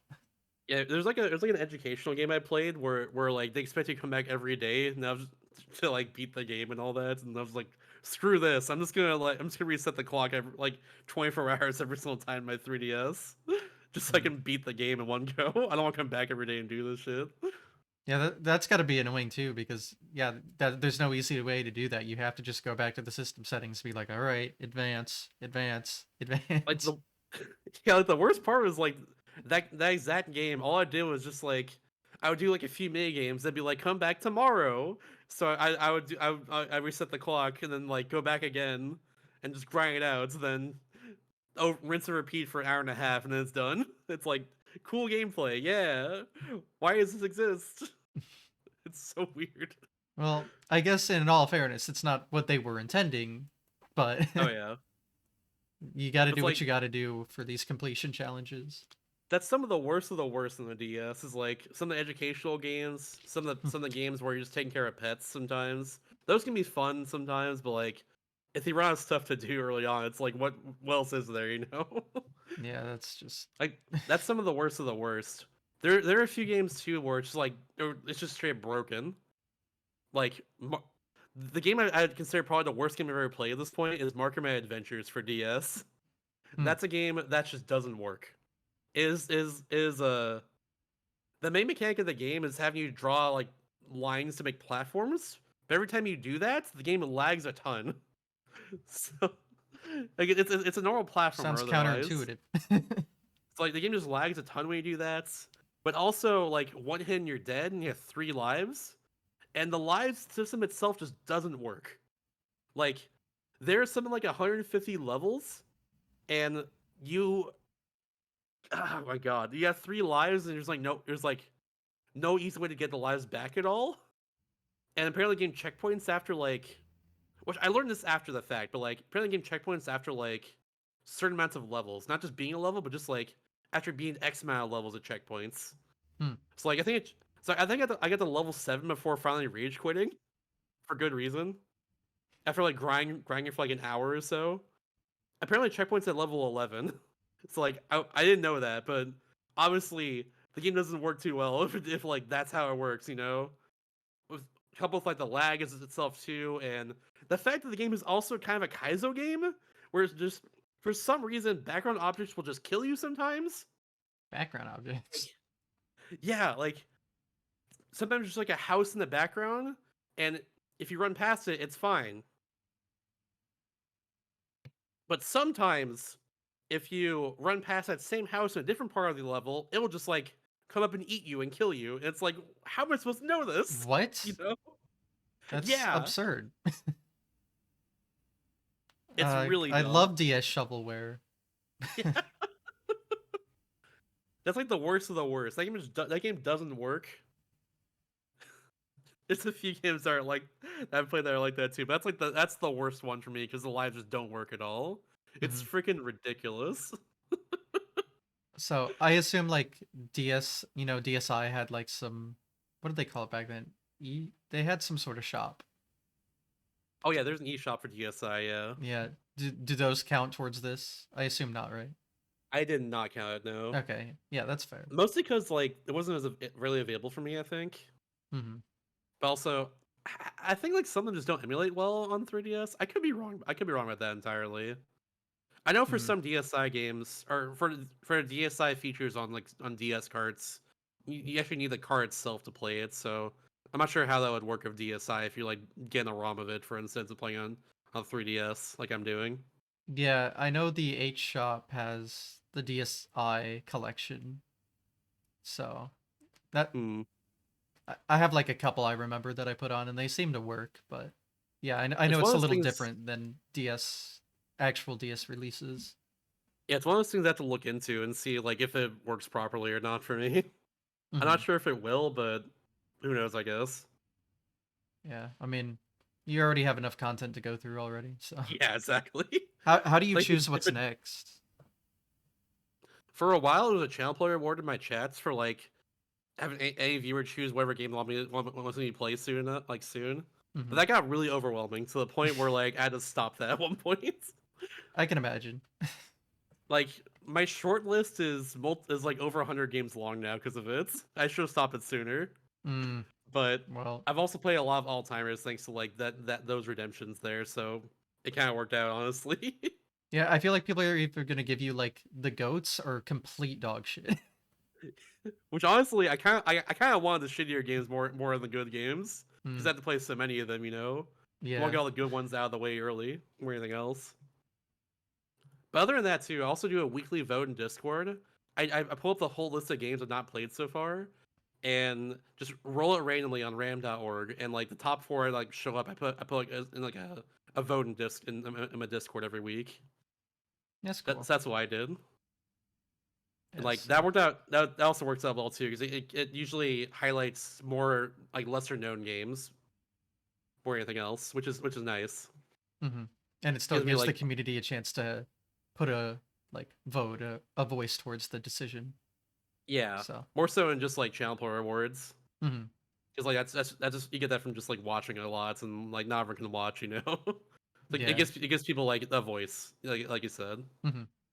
Yeah. I think that's a good way of doing it. But some way to be interactive, which is always nice to say at least. but yeah, got a long way to go. So. Yeah, and I've played a lot of all timers that I just absolutely loved from this. Like I got into Castlevania thanks to this project, and Oh. I love Castlevania now. Yeah. The first one I played was Order of Ecclesia on DS, which is now just like one of the best games I played for sure. Like that, I love that game. And also, and like now I've played Aria of Sorrow. I played game first time a few weeks ago. That's a GBA game, but like I really wanted to play through that after playing Order of Ecclesia, and that game was so worth playing. Plus, like, it also ties directly into Dawn of Sorrow and DS, so it works out that way too. Hmm. But also thanks to this project, I've also gotten into like Final Fantasy a lot too, which I never played before, like prior to DS Destruction. So like the first one I played was, funny enough, a spin-off game, Final Fantasy Fables Chocobo Tales, which is like have like a 3D minigame collection sort of game. I don't know how to describe it, but like you're like an overworld, and you like go between like different areas that unlock over time and by like completing mini games and stuff. It's really fun, but it introduced me a lot to like the characters in Final Fantasy and stuff. Which eventually I did play a Final Fantasy IV, the remake, the 3D remake on DS, and that game is godlike until the final dungeon, where it sucks, but it's still good. But like it's because the final dungeon just like they ramp up the difficulty like way more than they should. The final few floors of the final dungeon before the final boss in Final Fantasy IV, final, sorry, but like the final dungeon there, the final couple of floors has you in random encounters fighting mini bosses throughout the game, and the mini bosses are no slouch either. Like it would take you like 20 plus turns usually to go through one random encounter towards the end of the game. It's like, why did they do this? Why did they do that? It's so dumb. I remember my playthrough of Final Fantasy IV. Like I did like straight up like 6+ hours of grinding right at the end of the game just to be able to beat the game because the final boss itself was also just ridiculously powerful and like just a huge damage sponge more than anything else. Like it's ridiculous. Yeah. And then like a couple months ago, I played Final Fantasy Tactics Advance 2, which is that game is also godlike. Hmm. But it's been some of my I think it's one of my favorite games I played in general for this project now. Like it's just okay. I guess some background first off. So, me and Tats's games for DS Destruction are not friends. Hmm. We weren't for a while because I played Fire Emblem Shadow Dragon, and that game is the worst. Hmm. It has a permadeath mechanic where like in that game you get a bunch of units, of course. Like you get a bunch of like units that you use, and like if they die, they're dead for the entire rest of the game. Hmm. I didn't realize that the first time I played the game. So I kind of just play the game how I normally play Tactics games, where like I go in, if my guy dies, it's fine. I'll get them back next map and all that. Hmm. But no, didn't happen this time around. Like, So I, I, had uh-oh. to res- I had to restart my playthrough. I think like 10 missions into like the 30 missions or so there are in that game because I ran out of like good units in the game. So I had to restart the whole thing like 10+ hours in, I think. And then in the first place, the game. So I was able to get through a lot of the game but it wasn't very fun because the entire time I was kind of just stressed out. Like I have to like make sure every turn is like perfect, or else my units will die, and like I need them for later on in the game. Like it was so stressful. And it's not a fun experience. And then like I gotta think like mission like 24 out of like 30 by just like stressing myself out doing that. And then the game just for whatever reason decided to say, fuck you, player. Here's like 7 units that spawn every turn. It's like, well, how am I supposed to get past this? Hmm. you know? I literally froze for like 20 minutes at that point. It's like I didn't know what the hell to do. I just froze up and I was like, what how am I supposed to beat this? And then at that point, I'm like, okay, chat, how do I cheese the game? And I cheese the rest of the game at that point. You do what you got to do. Yeah. So because of that experience, I played no Tactics games for like a year. There's a lot of them on DS too, because like because I couldn't get like how to play like Fire Emblem out like Shadow Dragon out of my head because of permadeath. I couldn't like get out of my head at all. So I just like the passage of time helped me with that. And the first game I played that was a tactics game was Final Fantasy Tactics 8 2, which was incredible. There's no permadeath in that game, which again, huge giant plus given what I went through with Shadow Dragon. But also like every map is really fun. The music is godlike in that game. The characters are just phenomenal. Especially the main character is just written so damn well in general. He's like isekai into the whole world there, but like he's written like he's a kid. Like he's very scared of like all the responsibility he has now. And it's like it's really cool, genuinely. Like Luce is a very well written character in general. Like the whole story is just very engaging and fun. There's like something like 300 plus missions you can do in that game. All Like right. there's so much to do in it. Like it's just a fantastic game. It's one of my favorite ones I played, and it took me about 48 hours to beat it. But like it was I could have played more. At one point I was just like I just like decide I'm just gonna beat the game because I could be here for a long time. But I think I got my fill of the game. And even still, the final boss took me like 2 hours. Like it is a very long fight, but it was so good. Yeah. When did But yeah, you start this project? I started playing it beginning of August of 2022, and I did the first game for it in end of October. Got it. A lot of the planning was making a giant spreadsheet to have for it, Yeah. That's got to be but a giant spreadsheet. it's pretty massive, honestly. Yeah. But the first game I did for it was Super Mario 64 DS.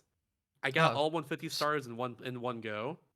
oh, It took me like one about nine day? hours. Oh, okay. Yeah, one Wow. day. Yeah. Damn. A lot of the reason I was able to do that is just because of my speedrunning experience of the game. Hmm. Yeah. But like, yeah, that was still a lot of fun. Like that was the perfect way to start because one, that's a launch title for the DS. Makes sense to launch this project and all that. And two, I've have speedrunning experience of the game. I played it a lot in the past, so it kind of works out that way. Yeah. Well, sounds like good progress over only what a little over a year and a half. Yep, I'd say so. I'm 10% of the way through a North American library, but like there's definitely a lot more shorter games to get through at some points. And Hmm. once you get some of the longer RPGs out of the way, for sure, like things will just speed up really fast. Yeah. So, but still, multi-year project for sure. Oh yeah, There's no it's way gonna take me around a that. while, but I'm excited to get through so much more of it. Hmm. Like the DS is my favorite console of all time. Like, and this project even more so solidifies that. Like developers had to get so unique and creative with everything on the DS, especially given like all the features of the DS itself and just the hardware and everything, just the way everything functions. It's just, like they get so creative with it, and like it really shows with like all the games I played so far. Yeah. Such a good system, just Mm-hmm. in terms Absolutely of everything. godlike. Yeah. A lot of good Given memories like with it. you have top screen, bottom screen, use both screens at once. You can actually turn your DS to the side for some games. Some games play like that. Like some games like use only the buttons. Some games use only the touch screen. Some games use both at once. Like for like gameplay, it's like it's so cool. There's also the microphone as well too. Like it's so damn cool. Yeah, especially for the time it came out. It was like just hmm game changing. So, Important part I of love I love it. history, I think so. Yeah, it's the second highest selling console of all time behind a PS2. So like, yeah, Wow. that's I one wonder if the reason as well Switch is why they made about so many to games. pass that, Let me see. or has it already Highest even? selling I consoles know of all PS2 time. obviously still clears, but Yeah, Switch is number 3 actually. I figured it It's was a high up there. it's probably it might be able to pass it by the end of its life cycle. We'll Wow, see. that's crazy because the DS was so just prevalent in just Yeah, so from what I'm life. seeing here, that the PS2 is 155 million units, the DS is 154 million, and the Oh Switch is my, 141 million. I didn't know the DS was that close. Damn. Yeah, neither did I. I thought it was a little further apart. Wow, that's really cool. It's crazy how well the PS2 sold. I guess it helps hmm that it was like a DVD player as well, but like the DS is a portable system, so usually portable systems get more sales because hmm it's easier for like, not hardcore people. But It also helps too wow. that DS had so many like games that they marketed towards like a more casual audience. Like Picross 3D, for instance, was one of them. Yeah, or like But also like there's like a game that uses the pedometer called Person Trainer Walking, where mhm. like it tracks your like you're walking every day, and then you start up the game and you play mini games based off of that, based off your walking progress and all that. So you buy more by getting more points in game from like doing well walking outside in the real world. Like stuff like that is like a thing in the game, like a thing on the DS. In terms of educational content like books and all that kind of stuff. That too, yeah. It's like games are just like reading books. I, There's I, one game I played recently actually that's literally just the story of Noah's Ark, and that's it. It's oh 7 minutes great. long. Oh well, that was a nice one and done, right? Yeah. Easy check off the list. There's like it's like it's kind of charming with like the art style of it, but it's also 7 minutes long, so it's like why does this exist? you know? Some kids did not have a very happy Christmas. hmm Uh, There's also also there's some games that have peripherals too, like the Guitar Hero ones, and oh yeah. I have the motion pack for Tony Hawk Motion. I have that too, which is Motion. it's just a gyroscope before Oh, because okay. the 3DS had gyroscope built in, but the DS did not have that, so Yeah. that's what that's for. There's also a game about learning piano called Easy Piano. I can actually show you some of these. Hold on. All right. I'm on Show camera and after tell. all. Yeah. I might as well refess. Here's the Easy Piano peripheral right here. Oh my. Come on. yeah. You're supposed to Come hold it with your on. thumbs too, so it's not even good for learning piano. You put That's your DS right in here in the GBA slot, and like you do like this with it. that, It's that so wild. that's just sad. Here's a motion pack here. It's just a gyroscope. That's all it is. hmm Uh, I had another one, but it's across the room. So We'll they probably get it use real the Game fast. Boy Advance port for their peripherals, I guess, which Yeah. makes it impossible when you get to DSi then. So hmm literally just I DS don't Lite and DS. I don't have the Guitar controller, but like that's literally just like a normal Guitar controller, but you just like hold the DS sideways and Hit do the that buttons with on the it. screen. Yeah, that's. That one's wild. And then It's you like a strum sleeve with the stylus, you put it right, into. on the Yeah, touchscreen. It's so stupid. it's so dumb, but I love it. Yeah, dumb fun. It's, hmm that's there's a Nintendo. game I have too that's Japan only called Slide Adventure Mad Kid. It's like you put you okay. So I guess I'll use the Easy Piano peripheral as an example here. It's like you put your DS into here, but hmm instead of like but like the whole thing is you slide it around. So you literally just go like this on your desk or like the ground or something, with your DS just like moving around like right here in the slot. That It's like a mouse that detects it. doesn't It's so sound wild. like a good idea, but It probably wasn't. I haven't played it yet, but that's gotta be a good way to like mess up the cart like the slot by moving it mhm. around so much. It's wild. like they got really creative with the DS. They really did.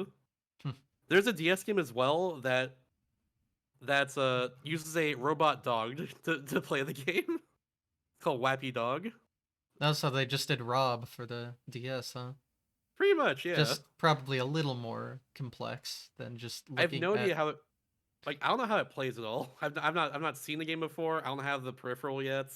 I can't use it anyways yet because I still only had a regular DS capture for Hmm. like the peripheral stuff.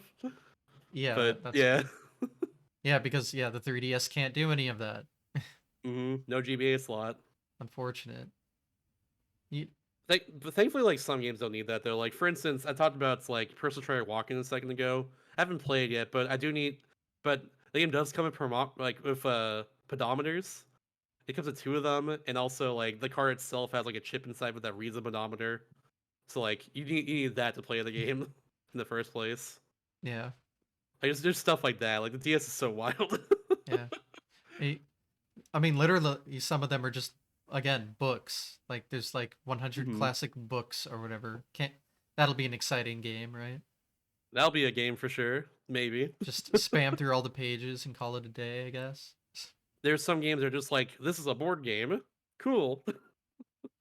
Yeah. Here's like 50 board games. Neat. Guess Oh, gotta play that. guess we'll Time be to play playing board Boggle games a 10 while. times. Let's go.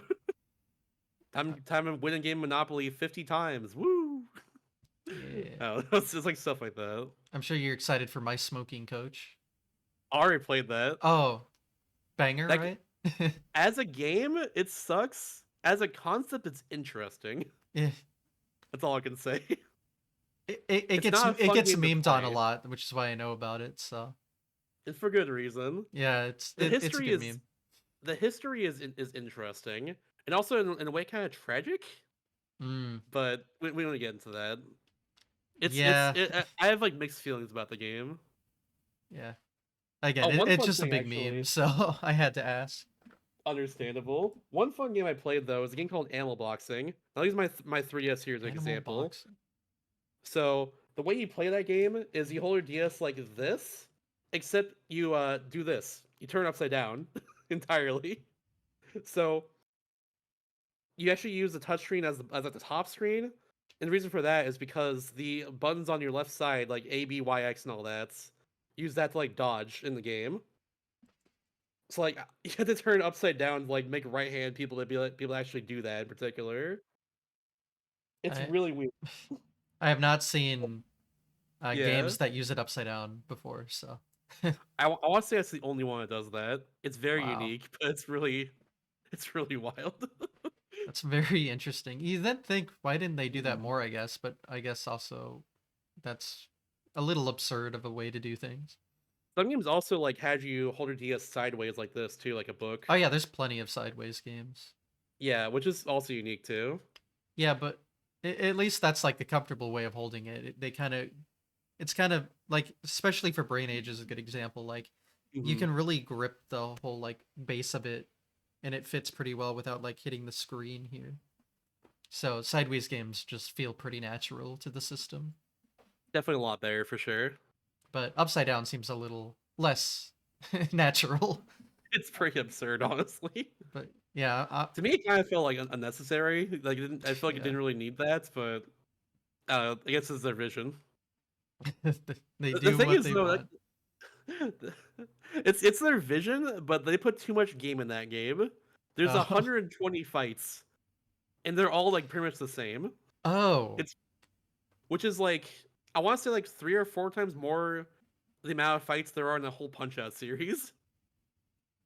You know, like it's a boxing game just like that, but like there's just way too many damn fights in that game. They're not unique at all for the most that's part. are they all different animals or? They are different animals. So you're just beating up animals? It sucks. The worst part too is like in multiplayer you can play as like an animal, but in single player you're a human doing that. It's weird. It's super weird. The DS is a wonderful system. It's a wild system. I love it so much for that reason, honestly. Wow. But like, holy shit. I definitely need to do some research on the DS. I really know like obviously the heavy hitters, but there's some games I know that are big memes like I mentioned, but God. Hmm. I keep forgetting like just how big that library is. It's massive. The variety of games is just ridiculous. I Yeah. played like some incredible puzzle games on this, like Picross 3D, of course. Hmm. Another one called Quick Spy I played, which is my third 10 out of 10 game as well. Is the best way I can describe it is WarioWare Spot the Difference, it's just incredibly charming, and like the mechanics don't get like pretty deep. It's fun. Like it's just pure fun. Is what it is. It's not very long, and it has like some content you can do on the side as well. But like it's just like it's the most fun I've had in any game I played for DS so far. Like it's great. Plus, it's really charming too because it's made by Namco, and they had a bunch of Namco references in there. Like Klonoa is there, for instance. There's like some Pac-Man stuff. They brought back some like arcade games they play, like Tower of Jiraga or like Galaga, that just randomly in there in spot the difference mode. It's like it's and like the main mode of the game like has you going through just like trying to spot difference on a timer, and like you gotta do it all really quickly, and like they like throw some like curveballs at you in the middle of it sometimes. It's like it's they went so ham on just spot the difference as an idea and made it like the best possible thing they could, to the point where like I had no choice but to give it like the highest rank I possibly could, because it was just like perfect, like it's so fun. 10 out of 10. Like absolute 10 out of 10 game. The soundtrack as well, by the way, is all like electronic remixes of like classical music songs, which is weird, Okay. but so cool. It's so good. Yeah. I'll definitely use your spreadsheet as a guide to see what either good or garbage I need to like just at least learn about a little more. I'd say it's a good idea, honestly. I think a lot of people have done the same here, like Yeah. with my spreadsheets. Yeah. Like And for instance, an RTS game I play as well, Lego Battles, which is like also incredible. It reminded me a lot of Age of Mythology, which I play a lot growing up, or Age of Empires. Mhm. But like it's Lego, like it was really fun, and like the car itself is like usually goes for like $5, and it's like, how is this game so good? No one talks about it. I don't, and like it took me like 22 hours to beat it. Like it took me a while to beat that game too. So there's a lot to do, and like I didn't even do everything. There's like achievements and like collectibles in each map you can get, and it's like how the heck does no one talk about this game? It's like one of those things. Yeah. It's wild. I'm sure Video there's a games lot of rule. that on that system especially. There's just it was so popular, Mhm. so there's so much content that it some of it just has to get lost in the sauce. Just how Absolutely, it yeah. goes. Just how it is, honestly. Like I played the Bomberman Land Touch games recently too, and they're like mini game collections, but Bomberman pretty much. Mhm. And like the mini games are so damn fun. The story is so damn charming. The characters are great. How is no one talking about this? It's one of those things again. Yeah. Gosh, I assume you save all of your like full playthroughs somewhere on YouTube. I do. Yeah, Destruction VOD is the VOD channel I use. Got it. So all content, and then obviously I'm sure you update your spreadsheet thoroughly, and Hmm. there's a whole. It I sounds like never. there's a whole rating system, and probably linked to your vods and everything. Yeah, like Yeah. ev I do. Actually, I link to the actual like completed games page I have here, but after every game I play, I do a quick review on stream, or I Hmm. say quick, but usually I'm pretty thorough about it. Fair enough. Fair enough. Sometimes it takes me a little bit, especially for games that are longer. But like that's what I do every single time, at least. Just Yeah. list like the pros and cons, like any like fun things that happen during the playthrough and all that, and give like a final like rating and recommendation if I like think it's a good game or not. You should play it. Yeah. It's fun seeing all these different like full console kind of things. Obviously, TMR did the NES one, the Beast's doing Nintendo 64. I'm sure I know Hmm. Spike's doing SNES now. Other people are probably doing Genesis, and there's just everyone's getting on the hype train. But Yeah, I have a DS friend is who's quite the undertaking. yeah. DS is one of the ones that n- like I only like knew of someone else who is like going through DS library after I started his projects.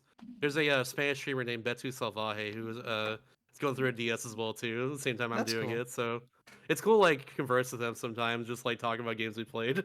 Yeah, you got someone doing it in English, someone doing it in Spanish. I mean, that's cool. Yeah, it's It awesome. all works out. Fun enough, he's actually going through Super Mario 64 DS right now. Well, there It you is go. quest to beat all of them.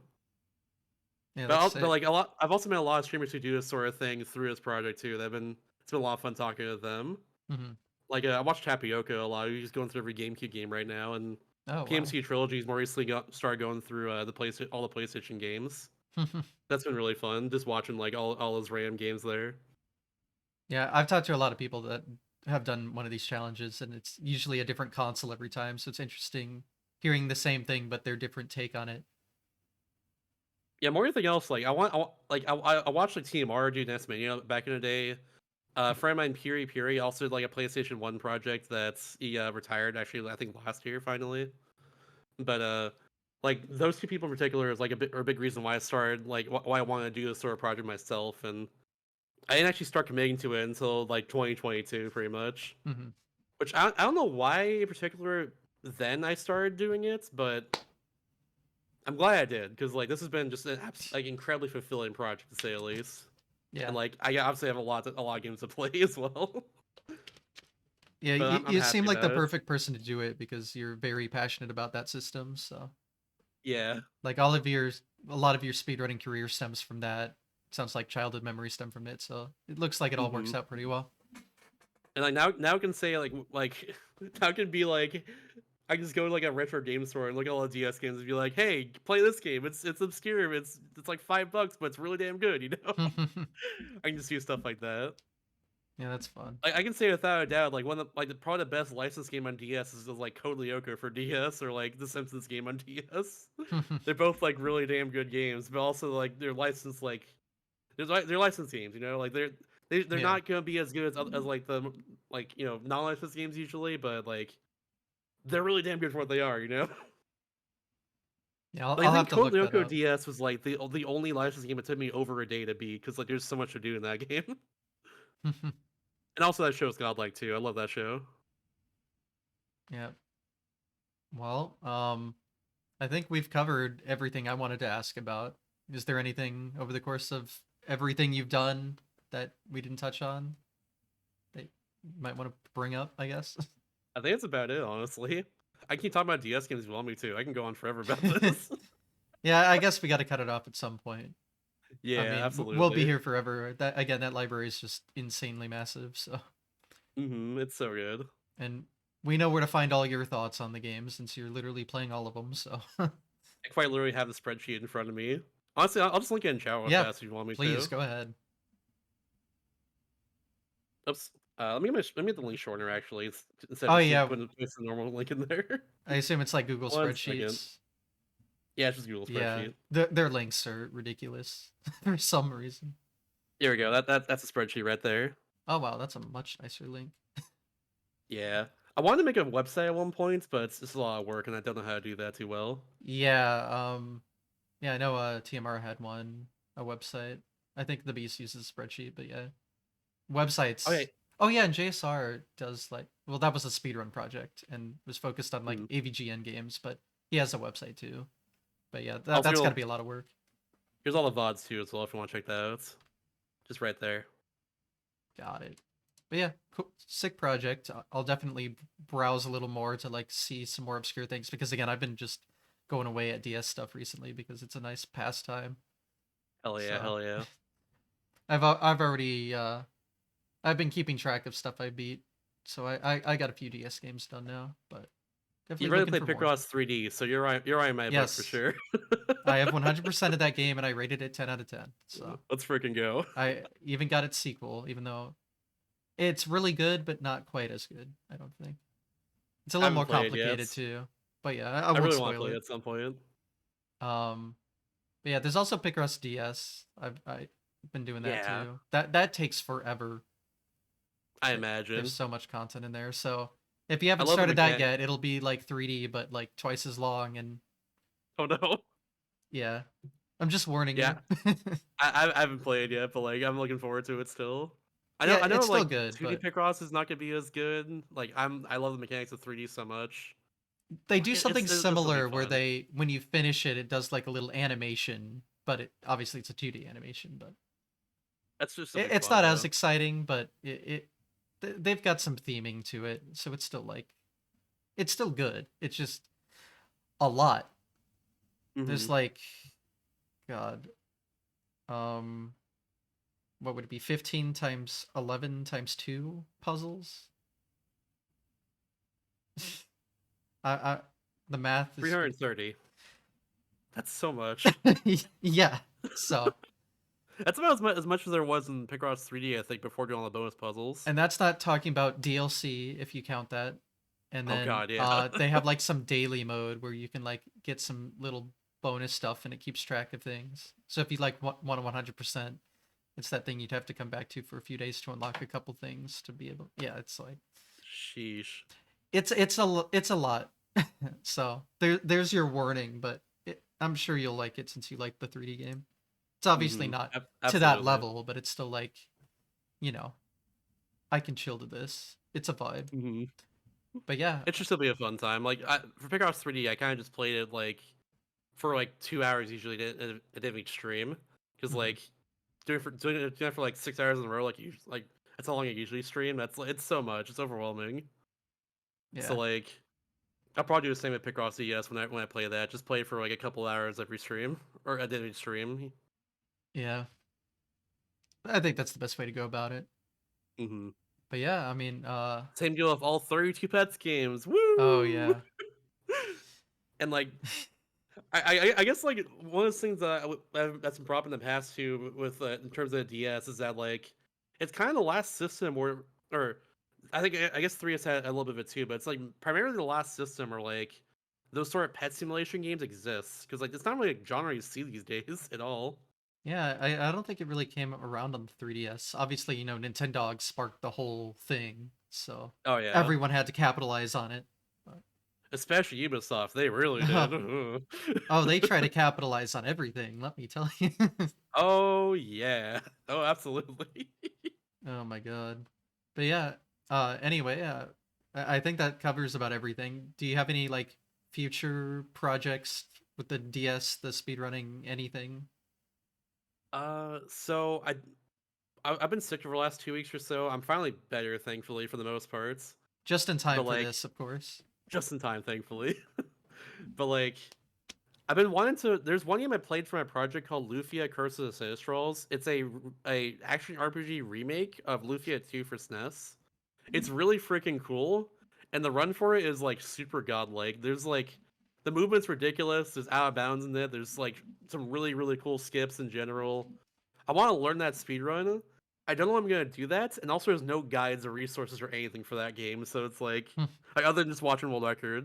And I kind of need a little bit of guidance for that. So like, eventually when I get like a route for it, or like just some sort of communication from the World Record holder, I think I'll probably run that because like I really want to learn that run. I want to learn RPG run again for a while, so eventually I'll learn that. Hmm. But like otherwise, like I'm just gonna keep chipping away at DS library and like playing some fun games on my stream casually. Yeah, fair In the enough. meantime, while I'm not be able to like play any DS games, I've just kind of played a lot of GBA games more recently. That I had like lying around. The GBA project comes after the DS one, right? Nah, it's 3DS Destruction. Oh, going all out, are we? If I'm not burned out by the time DS Destruction is done, I'll probably play some 3DS games and like track my progress and review it and stuff the way I do for DS Destruction. Fair enough. Well, We'll see though. Like plenty it'll of be a long content time to before I look can consider forward that. to. Yeah. Well, God, DS is so good. yeah. 3S is also incredible too. Like if ever it happens, like it'll also be a great time.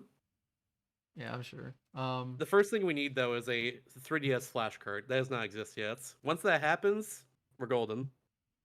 You don't really need one though if it's hacked, right?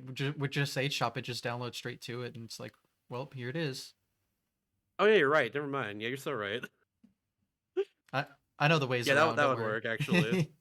Yeah, they make it I, super easy with the H shop. Just literally browse the library, click, install, play. It's fantastic service. I'll I give forgot them a about that shout out. for a second. Yeah, you're so right. I forgot about that. Yeah, never mind. We're good. Yeah, it's the DS on 3DS that is a little more complicated getting the ROM onto it, and then you usually have to go through Twilight menu, I think, unless you get this forwarder, which takes forever to set up, and then you can access it. Ugh. It's a mess, Yeah, but for it me, does work. for me, I just use a flash card in the end because like Yeah, it that just works out there for me. yeah that makes sense. Yeah, I'm able to just all get the ROM about and just that. put it directly on there. I'm all about that ease of accessibility. so I go through Oh the yeah. hard work to just put it on my home screen. But yeah, I mean, there are much easier ways around it for sure. Hmm. But yeah, I can, like there's a whole thing about the flashcards I can go into for if you really want me I to, but mean, like the main thing is just like uh I use an R4 one, and the R4s have a very infamous thing where like after a year they stop working. They call it like a time bomb, quote unquote. a year. I was able to remove mine Oh. off of my flashcards, so I don't have to worry about that anymore. But like, gosh, it's so scummy. It's so scummy that exists. Oh, so that's a deliberate thing they put in there. Yeah, it's so you have to buy more of them. So like Oh my it's really god. whack. Yeah. That's insane. Yeah. And you can't like I don't know, attack them either. Well, I guess you could because it's already I don't know what the rules are in flashcards. You know what? Never mind. I don't know what I'm talking about, but like That's fair. that that just feels like It's very illegal, I'll say. it should be illegal, but it's It not. feels very illegal. That's Thankfully, there's ways crazy. to play DS games on like your console if you really wanted to, like all the hack stuff. Mhm. But like that's the way I do it, at least, because like it emulates off of the card itself, which emulates. I imagine probably emulates things better, or not Mhm. better, but like more accurately to like the DS source. So that's the reason why I do it that way. And of course, playing on emulator does not give me the exact DS experience I'm looking for, Yeah, because no. I need the touchscreen there physically more than anything else. Yeah, mouse and cursor for DS, it's not the same. It's really not the same. Yeah, I understand. I wonder, like, if you have, like a laptop or a computer with a touch screen, if you can, like, somehow set it up that way. You could, yeah. I've seen people do it before, where you just like touchscreen that way using like a tablet. That's cool. I've never seen that, so I didn't know if that was possible. So that is cool that that exists then. But Hmm. yeah, I mean, I just have the system. I like it. So and it makes it super nice for traveling to speedrunning events. When I'm on the plane, I'm just going Gosh, to yeah. wipe the DS, man.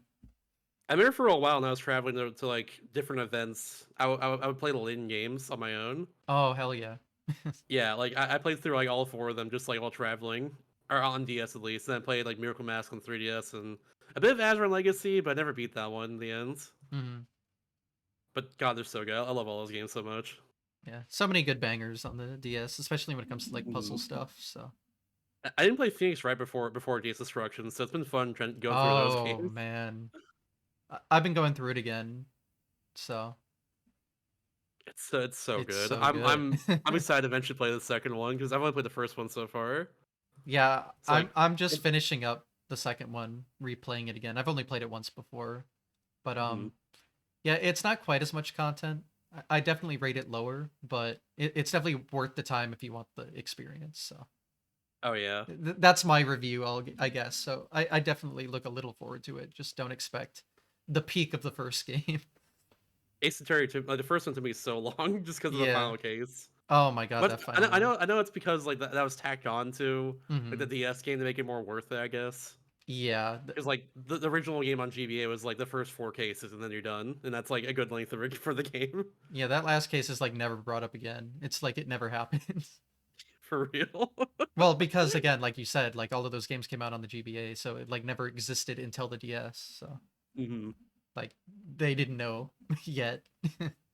It's So like it's like, it's like maybe it's brought up in the fourth game for all I know, oh but I don't yeah, even maybe. know. I haven't gotten that far, so maybe. But yeah, the original Yeah, trilogy all came out before that case in that first game, so it's just like it never happened. So it just feels kind of weird. it was all a dream. It's all a dream, a fucking 10-hour long dream. Yeah, Oh my god, it's so damn long. it's so It was like good. It was good, but oh my god, it's so long. yeah, it sure is. But at least the game's good, so it's fine. The freaking the blue badger music just can be in my head forever now. That's all I know. Why'd you have to remind me, man? I'm sorry. All right, well, I think that covers everything then. I So think so. Yeah, I think we can wrap it up after that three sounds and a good to half me. hours. Gosh, it has been that long, hasn't it? Yeah, sometimes you just get lost in the time. Yeah, A especially lot the to fact talk that about. Yeah, a lot to talk about. I've run a lot of games. I'm doing this little project now. I keep myself busy, to say the least. I'll say. A Yeah, lot on the plate, that's for sure. for sure. But yeah, I mean, feel free to shout yourself out, I suppose. Yeah, I'll be doing actually fun enough. I'll be continuing DS Destruction on Wednesday with hold on, this bad boy right here, the Wii U. I Oh have a no. Pokemon Ranger Shadows of Almia. I'll be playing that on Wednesday, playing it for the rest of the week. Over my channel, twitch.tv/MR_Shasta. I got all the Ranger games on Wii U VC before Wii U VC went down, so like hell yeah, Mhm. foresight I guess. Hell yeah. But like I'll be doing that. If my 3S capture card is not back by the time I'm done with that game, I guess I'll play more GBA games. I have a bunch right next to me right now that I just have laid out from stream, I guess. Hmm. So I guess you want to see some cool GBA games, some cool DS games, especially. Drop a follow on the stream. I'll be doing. Yeah. I sometimes do speedruns too as well these days. So yeah, by all means, if you like speedruns, if you like Nintendo DS, if you like GBA games, drop a follow on the stream. There you go. And then There we yeah, go. all the links are on stream in the YouTube description. And yeah, this episode will premiere on YouTube on Sunday. So, you know. That works. So any of the dates you're hearing now are like in the past if you're watching there. So just keep that in That means mind, this I guess.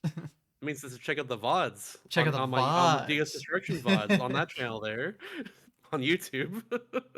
Oh, all right. We got a question. Which Shrek game are you most looking forward to?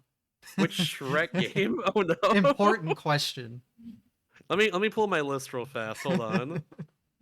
Oh, it's under DreamWorks. That's right. There we go. Okay. Um. Oh, I played Super Slam before. I played Shrek Super Slam, Oh. the DS version of that. It's not crazy like the GameCube version is. I wish it was, but like that one's okay. I'd say of all of them, completely ironically, I'd say Ogres and Dronkies. 'Cause I've been told that game is like hot garbage, All right. but Exciting stuff. I guess the other ones are like Megan collections and racing games, Why are there and so like many? I don't know. There are seven Oh seven my Shrek games. god. Why? That's also including Puss in Boots, which is Shrek Okay. spinoff. But Yeah. yeah, I Good lord, there's so many guys. DS games. Good lord. I'd say probably that one though. I guess a friend of mine did run Shrek Smash and Crash Racing at one point, and there's a DS version of that, so maybe that one too is probably all right. The GameCube version looked okay after all. I wasn't expecting so many options to have to shift through for an answer. they Yeah, they just yeah, keep you're right. releasing things, huh? Mm-hmm. Like I said, 36 Imagine games, 32 Pets games. Apparently 7 There's Shrek some, games. there's something like 40 like just Disney games in general. I think something Yeah, ridiculous I like believe that. that. There's 19 Pokemon games here.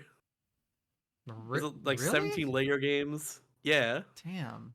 because they had like two versions of each main series game. There's also like Are you counting them both? Do you have to like play both? Like, mm, yeah, I mean we'll see when we get there. that seems a little weird. I don't For know how that works. for me, like I might for some of the main series ones, I might just do like I might just like do like a challenge run when I get to them. Hmm. But for other things, it's like there are three versions of Mystery Dungeon. I'm gonna play Sky and probably call it good. Yeah. I play Explore the Sky, which funnily enough, I played like a few months before I started Days Destruction for the first time, and God, the game's so damn good. Hmm.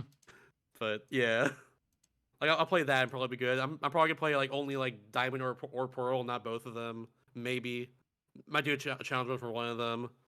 Hmm. There's also like spin-off games like Pokemon Dash, there's Pokemon Troze, Oh, that's I a puzzle see. game. There's like 3 Pokemon Ranger games, which they're all good by the way. The Ranger games are great. There's like all of that plus like different versions, which is why there's 19 of them. All right. It's I guess that makes wild. more sense, but Yeah, still, goddamn. so much. Funnily enough, there's only like one. I guess there's like two main series Mario games, if you want to call it that, between New Super Mario Bros. And Super Mario 64 DS. There's Hmm. like 9 other Mario games that are just like spin off games. It's wild. Yeah, plenty of content, that's for sure. Mario and Sonic. You got Mario versus Donkey Kong on there. There's two of those. Like freaking video games, man. Freaking video Freaking games. video I think games. that's a good summary of today. Yeah. Shout out to Mario Hoops 3-on-3. That game rules. I've heard great things. I'll have to try it. It's the Mario basketball game, which Yeah, has like yeah. Final Fantasy characters because made by Square Enix. Yeah, on the Wii I had a sports mix, which same kind of deal. It had basketball as one of them, and then yeah, there were Final Fantasy characters. I've heard that game's pretty great as well. I've heard mixed, but I liked it. I think it's been so long. Hell yeah, fair enough. But I'm sure it's fine. Probably. But yeah, I think we'll call it a day here. I think we've gone over everything. So yeah, again, thanks for watching, everyone. Reminder that this is uploaded on Sunday, and if you're watching live, well, stay tuned for next Sunday. It'll be Absolutely. on time. But I had to record this in advance for speedrun trip, so that's why Mhm. it's Tuesday. Tuesday Speedrunner Spotlight just does not have the same ring to it. So Yeah. sometimes you have to clarify as to why. But yeah, you know where to follow all the stuff, and if you didn't catch the full episode and want to, yep, you know which day to look forward to it on. So, yep, I think that's everything. Yeah, thanks for watching, everyone. Have a good day. Catch you all next episode. Take care.